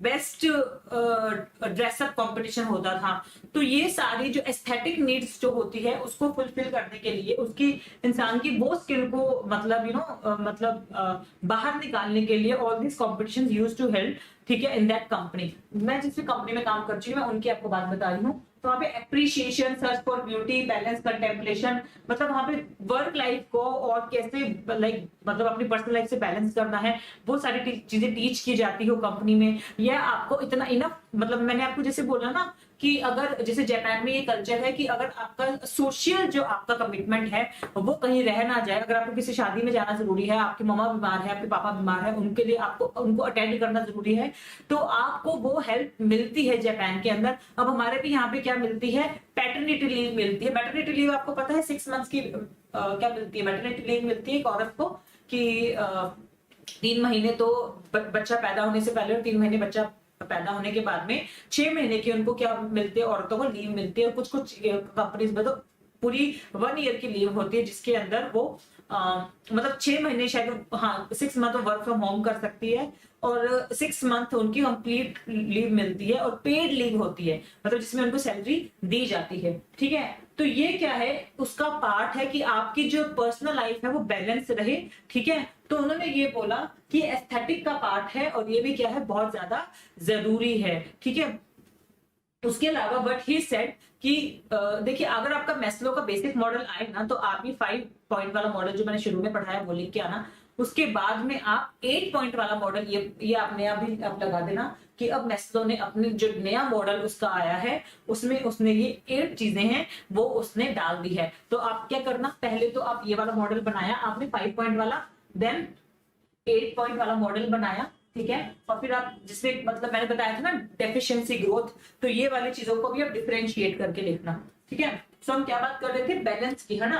तो ब्यूटी बैलेंस और उन सब के लिए क्या आजकल गवर्नमेंट ने दे दी, पैटर्निटी लीव भी दे दी। पैटर्निटी लीव में क्या होता है कि जो फादर होता है वो भी 1 मंथ लीव ले सकता है अपने न्यूली लाइक बॉर्न बच्चे को अटेंड करने के लिए, क्योंकि जितनी माँ की जिम्मेदारी होती है उतनी फादर की भी जिम्मेदारी होती है कि इट्स नॉट कि जरूरी कि माँ ही सारी रात जाके बच्चे को अटेंड करने के लिए, फादर भी उसके नैपीज चेंज कर सकता है या बच्चे को अटेंड कर सकता है। ठीक है, जब माँ सो रही है तो बच्चे को अगर खिलाना है तो that can be done by father also. तो पैटर्निटी लीव भी मिलती है, तो वो आपका एस्थेटिक का पार्ट हो जाएगा। ओके, देन सेल्फ एक्चुअलाइजेशन के बारे में हम ऑलरेडी बात कर चुके हैं कि आप कुछ भी कर रहे हो, आप में कोई पोटेंशियल है, उसको पीक पर ले जाने में आपको एक पर्टिकुलर ऑर्गेनाइजेशन हेल्प करती है। ठीक है, देन सेल्फ ट्रांसेंडेंस। कंपनीज क्या करती है आजकल, एनजीओ प्रोग्राम चलाती है। आजकल कंपनी क्या करती है, एनजीओ प्रोग्राम चलाती है। तो एनजीओ प्रोग्राम्स के थ्रू क्या होता है कि कंपनीज मतलब ऑल्ट्रिस्टिक वर्क करती है। ठीक है, तो वो अपने एम्प्लॉयज को भी बोलती है कि आप जाइए एनजीओ में जाइए, मीट कीजिए लोगों से। ठीक है, तो बेसिक ह्यूमैनिटी वाली जो चीजें होती है आजकल कंपनी में होने लगी है। तो मतलब सेल्फ ट्रांसेंडेंस, मतलब जो आपका पोटेंशियल है, मैंने आपको बोला था सेल्फ एक्चुअलाइजेशन। तो सेल्फ एक्चुअलाइजेशन मतलब वो खुद के लिए था, now self actualization for other, कि आपका जो भी पोटेंशियल है, जैसे आप बहुत अच्छा पढ़ा सकते हो, तो अपना वो पोटेंशियल क्या है कि आपको कंपनी अलाउ करती है कि हम आपको उसके लिए पे करेंगे। आप एक एनजीओ में आपका जो भी लाइक वीक है उसमें आप 2 दिन एनजीओ में जाके पढ़ा के आइए और हम आपको उसके लिए क्या करेंगे, पे करेंगे। तो कंपनी में ये बेसिक एडमिनिस्ट्रेशन में ये बेसिक चीज भी होनी चाहिए। उन्होंने किसने बोला, वो भी आपकी ग्रोथ का पार्ट है, दैट इज सेल्फ ट्रांसेंडेंस, कि आपको ह्यूमैनिटी रिलेटेड वर्क करने हैं। ठीक है, तो एज अ कंपनी एम्प्लॉय आप क्या कर सकते हो, दूसरे एम्प्लॉय को अगर आप हेल्प करते हो, मान लो किसी एम्प्लॉय का कुछ वर्क चल रहा है और आप अभी फ्री हो, तो आप अगर उस वर्क में हेल्प करते हो तो कंपनी आपको इंसेंटिव दे सकती है कि आपने अपनी एम्प्लॉय की मदद की। तो that kind of environment is needed in companies. और अभी आपको पता है बहुत सारी कंपनी एनजीओ प्रोग्राम्स चलाती है, तो जो उनके एम्प्लॉयज होते हैं उनको बोला जाता है कि आप ब्लड डोनेट कीजिए, अगर आप ऐसा करते हैं तो हम आपको इतना और इंसेंटिव देंगे, अगर आप ऐसा करते हैं तो हम आपको और इतना इंसेंटिव देंगे। ये क्या है, मैस्लो का जो थ्योरी है उसका पीक पार्ट है। मैस्लो ने ये बोला कि एक कंपनी में इस तरह से पिरामिडल मतलब उसने हिरार्की बनाई कि अगर आप एक एडमिनिस्ट्रेशन में हैं तो बेसिकली आपकी 8 नीड तो है ही, 8 नीड्स तो आपकी है ही, और उसमें भी आपकी ये सबसे बेसिक नीड ये है, फिर ये है, फिर ये है। तो उन्होंने काइंड ऑफ हिरार्की बना दी कि एक इंसान को एक एडमिनिस्ट्रेशन के अंदर क्या चाहिए होता है, किस टाइप का मोटिवेशन चाहिए होता है। तो उन्होंने 8 पॉइंट्स दिए और उनको हिरार्की में बना दिए कि सबसे पहले उसको फिजियोलॉजिकल नीड्स उसको अपनी फुलफिल करवानी है, then safety need, then love need, then esteem, then cognition, aesthetic, self actualization, then at last में ट्रांसेंडेंस नीड अपनी फुलफिल करवानी है। तो उसका ये जो मॉडल है ये न्यू मॉडल है बिल्कुल। आपके जो बुक्स है एनसीईआरटी है उसमें सिर्फ आपका 5 पॉइंट मॉडल है, बट मैं फिर भी आपको बोलूंगी कि सबसे पहले आप अपना 5 पॉइंट मॉडल जाके डिफाइन करके आइएगा। और जिस तरह से मैंने ये ग्रोथ और डेफिशिएंसी को शो किया है उस तरह से आपको भी शो करके आना है। और लेकिन आपको ये चीज भी ध्यान रखनी है कि जैसे आपने ये मॉडल बताया उसके बाद में आपको नया मॉडल भी बना के दिखाना है कि अभी new kind of model is given by Abraham Maslow and that is 8 point model, और उसको भी आपको इस तरह ग्रोथ और डेफिशिएंसी की कैटेगरी में बना के शो करना है और उन बाकी 3 पॉइंट्स को भी इलेबोरेट करना है। देखिए मैंने आपको हमेशा बोला है कि जब तक आप किसी से एज में नहीं होगे, जब तक आपका किसी के पॉइंट के ऊपर एज नहीं होगा, कि जैसे मान लीजिए कि कोई इंसान सिर्फ 5 पॉइंट लिख के आ रहा है लेकिन आपको ये नॉलेज है, एक्स्ट्रा नॉलेज है, जैसे बोलते हैं ना करंट अफेयर पढ़ना चाहिए, ये आपके फॉर्डर मटेरियल का काम करते हैं। तो क्यों आपको फॉर्डर मटेरियल के लिए करंट अफेयर बोला जाता है, क्योंकि अगर फॉर्डर मटेरियल जैसे आपने अपना कुछ डिफरेंट बात आपने लिख दी, डिफरेंट फैक्ट आपने लिख दिया, तो इससे क्या होता है कि आपका आंसर होता है वो और अच्छा दिखता है, दूसरों से अलग दिखता है। कुछ लोग सिर्फ एनसीईआरटी का रट्टा मार के आएंगे, एनसीईआरटी के अंदर ये 5 पॉइंट मॉडल दिया हुआ है, लेकिन अगर आपने 8 पॉइंट मॉडल भी बताकर आए कि 5 पॉइंट के बाद में अब मैस्लो का 8 पॉइंट मॉडल भी आ गया है, तो आपको क्या है, एग्जामिनर विल गेट इम्प्रेस्ड और आपको हो सकता है कि 10 में से 7 to 8 मार्क्स आपको दे दे, जो कि हाईएस्ट मार्क्स होते हैं। ठीक है, वैसे तो बेसिकली एवरेज आंसर में 4 to 5 मार्क्स आपको मिलेंगे, बट हाईएस्ट 7 to 8 मार्क्स होते हैं, हो सकता है कि वो मार्क्स आपको मिल जाए। तो ये सारी चीजें जो मैंने आपको समझाई है ना, you have to just go and explain. और प्लीज ये मॉडल्स बहुत अच्छे से साइड में बॉक्स बॉक्स में बना के एक्सप्लेन करके आना, ठीक है। So I hope you are getting all my points and I hope कि आप ये चीजें है ना अपनी लाइफ मतलब जो मैंने आपको एथिक्स में पढ़ाई थी, ये बिहेवियर वाली चीजें बता रही हूँ, अपनी लाइफ पे प्रैक्टिकल में भी इसको अडॉप्ट करेंगे। मैस्लो की क्रिटिसिज्म देखो, वैसे तो एल्डर फ्लर थे, he already criticised Maslow's model. He said there is no hierarchy. अगर आपको कई बार क्या होता है, सेल्फ एक्चुअलाइजेशन के लिए आप अपना खाना पीना भी छोड़ सकते हो। उन्होंने क्या बोला कि इंसान की फिजियोलॉजिकल नीड होती है, वो सबसे बेसिक नीड होती है, और वो पूरी नहीं हुई ना तो इंसान ऊपर वाली नीड के बारे में सोचेगा ही नहीं। लेकिन उन्होंने ये बोला, जो मतलब एल्डर फ्लर ने, कि नहीं ऐसा जरूरी नहीं है। तो इंसान की जो नीड है आपने हायरार्की में डिफाइन की है, वो हायरार्की वाला टॉपिक ही खराब है। हायरार्की का तो कुछ मतलब होता ही नहीं है, ठीक है। किसने बोला? मैस्लो का जो ये जो नीड वाला कंसेप्ट है, इसका क्रिटिसिज्म हुआ था, ठीक है। तो उन्होंने ये बोला कि पहली प्रॉब्लम तो ये है कि उन्होंने ये जो चीजें बोली है, उन्होंने अपने पर्सनल एक्सपीरियंस पे बोली है, ठीक है। मतलब वो कुछ तरह के एम्प्लॉय से मिले और उसके बाद में उन्होंने पर्सनल जो उनका ऑब्जर्वेशन था, जैसे इंसान होता है ना, ऑब्जर्व करता है या पर्सनली वो लोगों से मिलता है, तो पर्सनल ऑब्जर्वेशन के बेस पे उन्होंने बात बोली है, जो कि बिल्कुल ही गलत बात है, ठीक है। और दूसरी चीज इन्होंने ये बोली, जैसे कि मतलब एल्डर फ्लर ने बोली थी, एल्डर फ्लर सेड, है ना, अगर आप अपने आंसर में एल्डर फ्लर का नाम लिख के आओगे ना, you will get good marks, seriously. तो एल्डर फ्लर सेड कि lower need do not have to be satisfied. I give the example of the scientist, कि साइंटिस्ट लोग 2-2 3 दिन रात कई बार सोते भी नहीं है। जैसे आईआईटी के बच्चे, जो मतलब मेरे फ्रेंड्स जब आईआईटी की तैयारी कर रहे थे, तो दे यूज्ड टू सेड कि यार एग्जाम आ जाते हैं ना, तो हम सिर्फ 3-4 घंटे सोते हैं। तो 15-16 साल की उम्र में, 17 साल की उम्र में, they were taking only 3 hour nap और 4 आवर नैप। जैसे मोदी जी ऑलवेज से कि मैं हमेशा 3 आवर नैप लेता हूँ।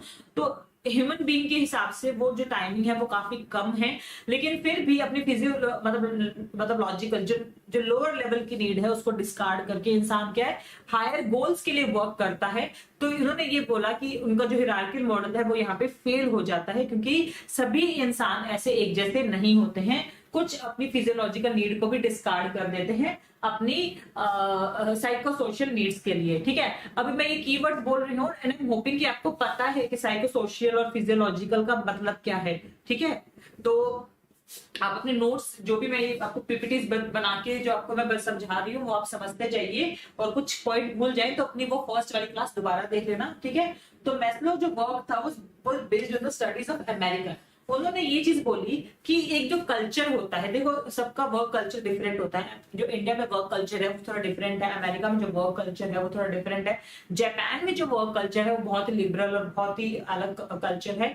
तो उन्होंने ये बोला कि उन्होंने सिर्फ अमेरिका के लोगों के ऊपर स्टडी किया है, और क्रॉस कल्चर के लिए, मतलब बाकी दूसरे कल्चर्स के लिए ये वाला जो पॉइंट है, ये वाली जो हिरार्की की थ्योरी है वो वैलिड नहीं होती है, ठीक है। तो order of the need on the hierarchy does not always hold true for other cultures, ठीक है।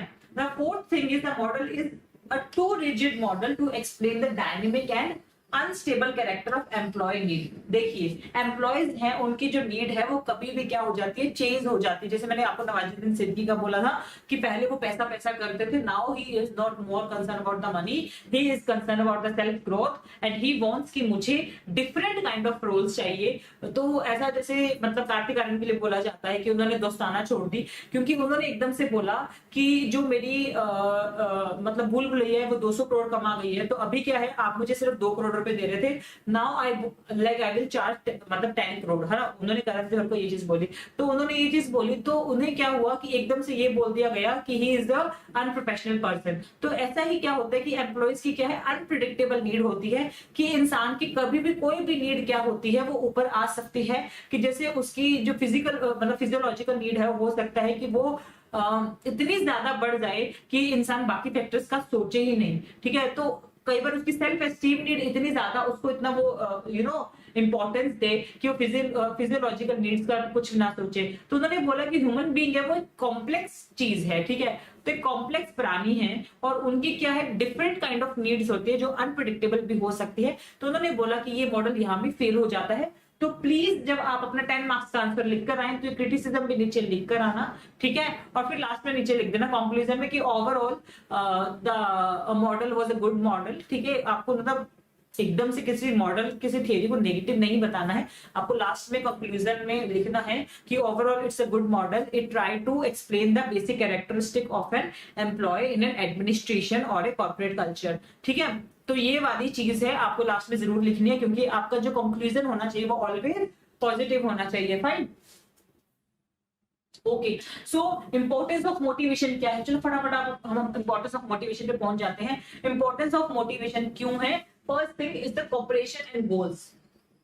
देखिए, अगर आपका मोटिवेशन होगा तो आप क्या करोगे कि आप अपने गोल्स को अचीव कर पाओगे। ठीक है, it would help you to achieve the higher kind of goal, the higher जो मतलब लेवल ऑफ गोल्स है जो भी आपके, उनको अचीव कर पाओगे। तो मोटिवेशन का यहाँ नीड हो जाता है। Productivity, it enhance your productivity. When I tell you the kind of person I was, मैं बहुत ज्यादा ऐसी ह्यूमन बीइंग नहीं थी जो बहुत ज्यादा 12-14 घंटे पढ़ने वाली टाइप की तो कभी नहीं थी।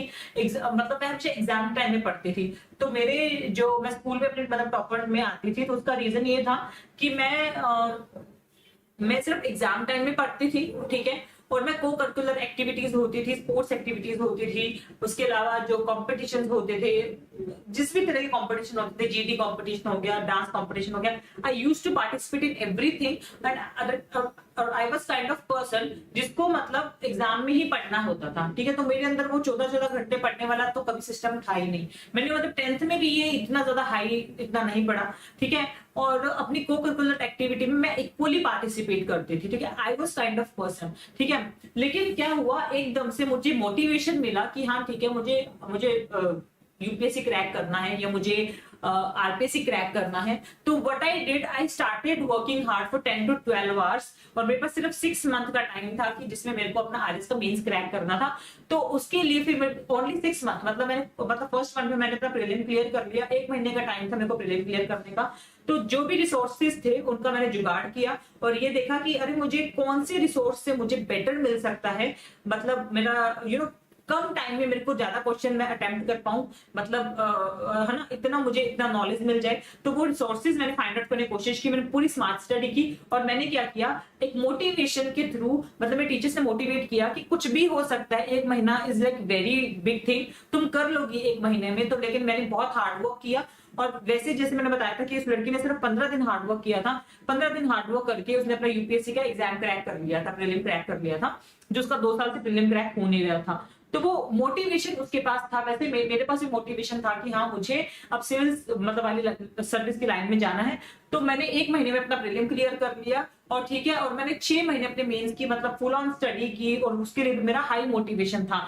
तो जो लड़की 2 घंटे से ज्यादा पढ़ नहीं सकती थी, that girl started working hard for 10 to 14 hour. तो वो क्या हुआ, मोटिवेशन आया और उस मोटिवेशन से क्या हुई, मेरी प्रोडक्टिविटी एनहेंस की। ठीक है, तो मोटिवेशन क्या करता है, आपकी प्रोडक्टिविटी को एनहेंस करता है। ठीक है, it help you to achieve the high efficiency. कि जैसे if I am working hard for you, ठीक है, तो कंटेंट मेकिंग मैं कर रही हूँ, साथ में मैं साथ में आपको अच्छा पढ़ाने की कोशिश कर रही हूँ। तो ये मेरे पीछे बेसिक मोटिवेशन है कि I have to give best. मुझे ऐसा लगता है कि जो टीचर्स और पेरेंट्स होते हैं ना, उनके ऊपर सबसे बड़ी रिस्पॉन्सिबिलिटी होती है, वो वहां कॉम्प्रोमाइज कर ही नहीं सकते। कि लाइक अगर वो वहां कॉम्प्रोमाइज करते हैं तो then they are insulting the god. अगर आप मतलब अपने एज अ टीचर और अपने एज अ पेरेंट्स वाला जो रोल्स अगर आप अच्छे से नहीं निभा रहे हो ना, तो यू आर डूइंग सिन और you are insulting the god. क्योंकि वो ही होते हैं जो इंसान को एक लाइफ में डायरेक्शन देते हैं। ठीक है, तो पेरेंट्स और टीचर्स का बहुत इंपॉर्टेंट रोल होता है। तो मेरे पीछे काइंड ऑफ मोटिवेशन है कि मैं स्टूडेंट्स को बेस्ट दूं, कि कम से कम जब वो अपना आरएस एग्जाम लिखें तो वो उनके जो आंसर्स होने चाहिए, बाकी जो इंस्टीट्यूट में वो पढ़ रहे हैं तो उनके बेस्ट आंसर होना चाहिए। तो ये kind of motivation led to help me give the higher efficiency and the higher efficient class. Okay, then is job satisfaction. Obviously अगर if you are being paid like on the time and आपकी job में satisfaction है, your boss is very polite to you, तो then job satisfaction is another thing. Better relations, है ना। Motivation का कहाँ importance है, लाइक अगर मतलब मोटिवेशन होता है तो आपके रिलेशंस भी क्या रहते हैं, अच्छे रहते हैं। अच्छे मतलब जैसे मान लीजिए कि आपको अपने आपको अपने रिलेशंस मतलब बेटर रखने हैं, ठीक है, सोसाइटी में, समाज में, अपने फ्रेंड्स के साथ में, तो यू हैव टू वर्क। मतलब यही होता है कि फ्री में कुछ नहीं मिलता, आपको किसी के लिए आप कुछ करोगे, ठीक है, तो मतलब आपको ये रहेगा कि मुझे मतलब मुझे इंसान से बेटर रिलेशन बना के रखने हैं। जैसे आप आपकी मम्मी के साथ आपके रिलेशन है या आपकी विसिनिटी में रिलेशन है, तो आप क्या करते हो, वहां के आसपास के लोगों की हेल्प करते हो। तो मम्मी पापा तो देखो फ्री ऑफ कॉस्ट लव होता है, मतलब नहीं भी आप करते तो they will like they won't like leave to love you, है ना। लेकिन आपके जो आसपास के लोग होते हैं और आप जब इनकी हेल्प करोगे, उनके लिए कुछ करोगे, तो देन आपके जो रिलेशंस होंगे उनके लिए उनके साथ में बेटर होंगे, ठीक है। तो मोटिवेशन की बेटर रिलेशंस में भी इंपॉर्टेंस इस तरह हो जाती है। तो अगर लाइक हाईली मोटिवेटेड रहते हो तो आपकी बेसिकली फिर क्या होती है, इमेज भी अच्छी हो जाती है, ठीक है। अगर आपके अंदर मोटिवेशन ही नहीं है सोसाइटी के लिए कुछ करने का, लोगों के लिए कुछ करने का, तो ना तो आपकी एक सेल्फ इमेज अच्छी बन पाती है और ना ही आपके रिलेशन सोसाइटी में अच्छे बन पाते हैं। कि जैसे मान लीजिए कि पास वाले घर में आग लग गई और आप फायर ब्रिगेड को नहीं बुला रहे हो, आप उनकी हेल्प नहीं कर रहे हो कुछ किसी भी तरीके से, तो आप क्या हो जाओगे, एक काइंड ऑफ डिमोटिवेटेड पर्सन हो। आपको ऐसा लगता है कि अरे बाहर में जाए, कौन से अच्छे पड़ोसी हैं मेरे, कौन से आगे काम आएंगे, मैं मेरे को क्या लेना। अगर आप इस तरह का अगर आपका एटीट्यूड होगा तो फिर क्या होगा कि अगर आप डिमोटिवेटेड हो, अगर तो आपके रिलेशंस क्या होंगे, अच्छे नहीं होंगे, और आपकी जो इमेज है वो भी सोसाइटी में खराब इमेज होगी कि that you kind of rude and non helping person and a non human. और आप वो जो ह्यूमैनिटी वाली चीजें हैं वो है ही नहीं, वो वाली चीज आपकी हो जाएगी। तो डीमोटिवेटेड नहीं रहना है, मोटिवेटेड रहना है। जब आप मोटिवेटेड रहते हो तभी आप अपने लाइक हाई पोटेंशियल को अचीव कर सकते हो, then you can only achieve your high potential, ठीक है। तो ये इंपॉर्टेंस ऑफ मोटिवेशन हम डिस्कस कर चुके हैं। तो व्हाट इज मोटिवेशन असेसमेंट, ये आपका एक टॉपिक लिखा हुआ है उसके अंदर। देखिए मोटिवेशन असेसमेंट होता क्या है, to discover what spurs people to take a particular action. ऐसी क्या चीजें जो इंसान को एक्शन और डिसीजन लेने पर और मतलब हेल्प करती है, ठीक है। It's about evaluating individual interest, it about like evaluating desires and preferences and using these piece of information to know what drives them to commit to specific expectations। उनको स्पेसिफिक एक्सपेक्टेशंस को fulfil करने के लिए उनको क्या ऐसी चीज है जो उनको मोटिवेट करती है, ठीक है। उसका क्या हुआ, असेसमेंट हुआ, ठीक है। तो असेसमेंट हुआ वो 3 लोगों पे हुआ।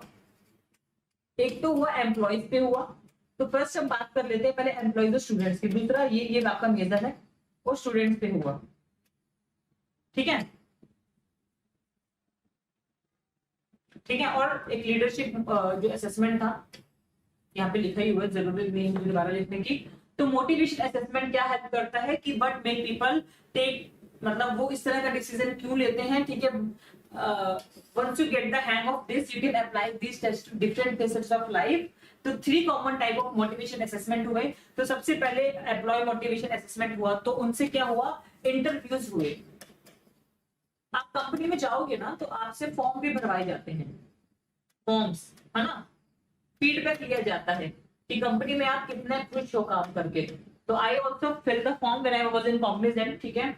और इंटरव्यूज आपसे दिए जाते हैं जब आपका कंपनी है, तो आपको कितने मोटिवेटेड हो आपको कंपनी में, आपको कंपनी का एनवायरनमेंट कैसा लग रहा है। तो एक साइकोलॉजिस्ट वहां बैठता है, आपसे फुल ऑन बात करता है कंपनी से रिलेटेड, ठीक है। तो वो क्या होता है, एम्प्लॉय मोटिवेशन असेसमेंट होता है। तो उसमें क्या होता है कि एम्प्लॉय किस चीज के कारण कंपनी में खुश है। तो आपके पास वो बॉक्सेस दिए हो जाते हैं कि जॉब सैलरी की वजह से, फ्रेंडली एनवायरनमेंट की वजह से, या आपके पास में जैसे मैंने बताया ना ये बहुत सारे फैक्टर्स मैस्लो की थ्योरी के, वो सारे आपको दिए होते हैं। तो इंसान को प्रेफरेंस देनी होती है कि वो किसके कारण कंपनी के अंदर टिका हुआ है, या क्या ऐसी चीज है जिसके कारण वो कंपनी के लिए, मतलब कंपनी को लाइक करता है, ठीक है। तो ये सारी की एम्प्लॉय मोटिवेशन असेसमेंट हुआ, ठीक है। तो एम्प्लॉय मोटिवेशन असेसमेंट हुआ, उसका प्रो क्या हुआ, प्रो ये हुआ कि कंपनी को रियलाइज हुआ कि कहाँ उसे अच्छी तरह से, मतलब जैसे उसमें क्या होते हैं ना, सजेशन भी देते हैं। तो कंपनी को रियलाइज हुआ कि कहाँ उसे और वर्क करना है और अपने उनके एम्प्लॉयज यहाँ पे टिके रहें, उसके लिए उन्हें वर्क करना है, ठीक है। तो प्रूफ तो क्या हो गए कि कंपनी को पता लगा कि क्या काम करना है, क्या काम नहीं करना, अपनी कंपनी में क्या और सुधार करने हैं कि यहाँ पे हमारे पास एम्प्लॉयज टिके रहे लॉन्ग टर्म तक। कौन क्या हो गए, कौन से हो गए कि ये जो एम्प्लॉय मोटिवेशन असेसमेंट है, ये देखो हर कंपनी एक डिफरेंट वर्किंग कल्चर होता है, हर लाइक आप एक ही तरह का एम्प्लॉय असेसमेंट क्या है, आप लाइक मतलब हर जगह नहीं लगा सकते, ठीक है। तो एम्प्लॉय का जो आजकल कोई टूल चला हुआ है, फॉर्म टूल चला हुआ है, तो क्या होता है कि सारी कंपनी उस फॉर्म टूल को यूज करती है और एम्प्लॉय मोटिवेशन असेसमेंट करती है, ठीक है। तो प्रोस तो हमें समझ में आ गए कि क्या प्रोस है और कौन क्या है, कि आप एक ही तरह के टूल को सभी तरह की कंपनीज में लगा रहे हो और वो क्या है, गलत है। क्योंकि हर कंपनी का एक अपना अलग वर्क कल्चर होता है और वो कंट्री के हिसाब से भी वेरी करता है। तो उसका सबसे बड़ा कौन ये था, ठीक है। स्टूडेंट मोटिवेशन असेसमेंट, तो जैसे हम कॉलेज स्कूल में थे, हमसे फीडबैक लिया जाता था कि आपके टीचर आपको कैसा पढ़ा रहे हैं और आपको कैसा मतलब स्कूल एनवायरनमेंट में आर यू गेटिंग बुली और like are you being bullied by someone और समथिंग, ठीक है। कोई चीज आपको जो बहुत परेशान कर रही हो, ऐसा कुछ है क्या, ऐसा आपसे पूछा जाता था आपसे स्कूल में। तो वो क्या हो जाता था आपका मतलब आपसे क्या हो जाता था, स्कूल को या कॉलेज को खुद में इंप्रूवमेंट लाने का मौका मिल जाता था। और स्टूडेंट को वो क्या करते थे, उनके जो साइकोलॉजी को समझ पाते थे कि स्टूडेंट्स हमसे क्या चाहते हैं, ठीक है। और सेकंड थिंग, लेकिन कौन ये होता था कि हर स्टूडेंट डिफरेंट होता है और हर स्टूडेंट की नीड्स डिफरेंट होती है। तो उन सब में से मतलब कुछ भी कंक्लूजन निकालना सही नहीं होगा, ठीक है। कि आपने उन सारी चीजों को मतलब आपने समझ लिया, ठीक है। तो आपने क्या देखा कि ज्यादातर स्टूडेंट है, मेजॉरिटी ऑफ स्टूडेंट है, ये चाहते हैं कि आपका लाइक कोडिंग कंपटीशन होना चाहिए, है ना। आपका हर हफ्ते कोडिंग कंपटीशन होना चाहिए। लेकिन कुछ स्टूडेंट्स इस चीज के लिए राजी नहीं है, दे आर लाइक कि हमारा दूसरा पेंडिंग वर्क ही नहीं कंप्लीट हो पाता, तो हम कोडिंग कंपटीशन पे क्यों जाए। लेकिन मेजॉरिटी ऑफ स्टूडेंट्स ने ये बोला कि नहीं, यहाँ पे कोडिंग कंपटीशन होना चाहिए हर हफ्ते। तो माइनॉरिटी का जो है, अब उनका क्या, तो उनकी जो नीड है उसको तो फिर आपने डिस्कार्ड कर दिया ना। तो ये उसके क्या थे, कौन थे, कि हर स्टूडेंट अलग होता है, उसकी जो असेसमेंट होती है, आपके जो भी रिजल्ट आए हैं, तो उसमें भी आप मेजॉरिटी पे ध्यान दोगे, माइनॉरिटी की जो नीड होगी उसको आप डिस्कार्ड कर दोगे। ये इसका कौन था, लीडरशिप मोटिवेशन असेसमेंट। कि अगर कोई इंसान इनिशिएट ले रहा है, अगर कोई इंसान जल्दी से डिसीजन ले रहा है, तो उसके पीछे क्या रीजन है। तो लीडरशिप मोटिवेशन असेसमेंट होता था, ठीक है। लीडरशिप मोटिवेशन असेसमेंट के मतलब उसमें क्या होता था कि एक जो मतलब लीडर है, उससे लाइक फॉर्म फिलिंग होता था, उससे पूछा जाता था कि वो अपने सबऑर्डिनेट उसके किस तरह के हैं, उस पर वो कितने पॉइंट्स देगा, कि उसको किस तरह की टीम मिली है, ठीक है। और अपने डिसीजंस को लेने के लिए वो किस तरह का इंसान है, लाइक इम्पल्सिव इंसान है या कुछ काम टाइप का इंसान है, वो अपने डिसीजन स्लोली लेने में विश्वास करता है, बहुत सोच समझ के, या वो बहुत तुरंत डिसीजन लेने में विश्वास करता है। तो वो लीडरशिप लाइक असेसमेंट होता था। तो लाइक वही वाला फैक्टर कि हर तरह का इंसान, हर तरह का लीडर डिफरेंट होता है। तो प्रोस तो ये होते थे कि एक लीडरशिप मतलब क्वालिटी क्या है और क्या नहीं है, ये आप क्या है मतलब लीडरशिप लाइक असेसमेंट के थ्रू आप जान सकते हो। लेकिन कौन्स क्या है, कौन्स जो ये होते थे कि जो हर लीडर होता है उसकी डिफरेंट वर्किंग स्टाइल होता है, तो आप लीडरशिप असेसमेंट से कोई भी कंक्लूजन नहीं निकाल सकते। तो बेसिकली चीज ये है कि इस तरह तीनों के असेसमेंट से आप किसी भी तरह का कंक्लूजन नहीं निकाल सकते, क्योंकि कोई भी कंक्लूजन क्या होगा, परफेक्ट नहीं होगा। Every kind of employee is different, every kind of human being is different, ठीक है। तो हमने मोटिवेशन असेसमेंट की भी बात कर ली। अब हम जो हमारा नेक्स्ट टॉपिक है वो हम अपना नेक्स्ट क्लास में पढ़ेंगे, learning. Okay, so I hope that you like actually got मतलब मोटिवेशन आपको बहुत अच्छे से समझ में आ गया। और अभी हम लर्निंग पे काम करेंगे, ठीक है। अभी आपको लर्निंग बहुत अच्छे से समझाऊंगी और मोटिवेशन का क्लासेस आपका खत्म हो गया है। और प्लीज सारी थियरीज को अच्छे से विद लाइक एग्जांपल आप भी वहां पे देकर आइएगा, समझाकर आइएगा। इट रियली डजंट मैटर आप बॉलीवुड के एग्जांपल दे रहे हो, आप कॉर्पोरेट्स के एडमिनिस्ट्रेशन के एग्जांपल दे रहे हो, आप बेसिक ह्यूमन बीइंग के एग्जांपल दे रहे हो, आप अपनी लाइफ के एग्जांपल दे रहे हो, इट एक्चुअली डजंट मैटर, ठीक है। लेकिन अगर आप अपनी लाइफ के और एडमिनिस्ट्रेशन से रिलेटेड एग्जांपल देते हो तो you will get more good marks, ठीक है। हो सकता है कि वहां पे जो एग्जामिनर बैठा हो उसे बॉलीवुड में इंटरेस्ट ही ना हो, तो वहां पे बॉलीवुड की कहानियां लिख के आ जाए, तो हो सकता है उसको इतना मजा नहीं आए। तो इसलिए एडमिनिस्ट्रेशन का अगर आप एग्जांपल देते हो या अपनी लाइफ से रिलेटेड एग्जांपल देते हो, that would be more interesting. Okay, so work hard और बहुत ज्यादा वर्क हार्ड करना है, बिकॉज पता है वर्क हार्ड के बिना कुछ नहीं मिलता लाइफ में। जब तक आप किसी चीज को पाने का जुनून नहीं होगा ना, तो बिना जुनून के ना आपको लाइफ में कभी कुछ नहीं मिलेगा। And this is something like very notable thing I am telling you, कि अगर आपको ह्यूमन बीइंग का लाइफ मिला है तो आपको हार्ड वर्क तो करना ही है। भगवान ने आपको वॉर जोन में डाल दिया है, पर now you have to work hard. जो अंबानी के बच्चे भी हैं वो भी अपनी आइडेंटिटी बनाने के लिए वर्क हार्ड करते हैं, कि उनके ऊपर बस ये स्टैम्प ना लग जाए कि हम तो उनके पापा, हम हमारे तो मतलब वो पापा हैं तो ठीक है, हमें सब कुछ लाइफ में वैसे ही मिल जाएगा, ठीक है, लेकिन उनके ऊपर वो स्टैंप नहीं लग जाना चाहिए। इसके लिए वो भी लाइक हार्ड वर्क कर रहे हैं कंपनी के अंदर, और कैसे वो नए प्रोजेक्ट शुरू कर सकते हैं। जैसे ईशा अंबानी है, जियो का project she brought in India. तो जियो कंपनी है basically was the like mind child of like Isha Ambani. तो अब देख लीजिए कि वो लोग अंबानी के बच्चे होते हुए वो बैठ के खा सकते हैं, लाइफ टाइम उनके पुश्ते बैठ के खा सकते हैं, but still they work hard to make their own identity, ठीक है। तो it's okay, irrespective of how rich you are, how poor you are, it doesn't matter, you have to work hard to make your own identity, ठीक है। ये आपके लिए बहुत जरूरी है। Okay, so keep working, keep spreading the knowledge and share the video and keep working hard. Okay, goodbye, tata, thank you.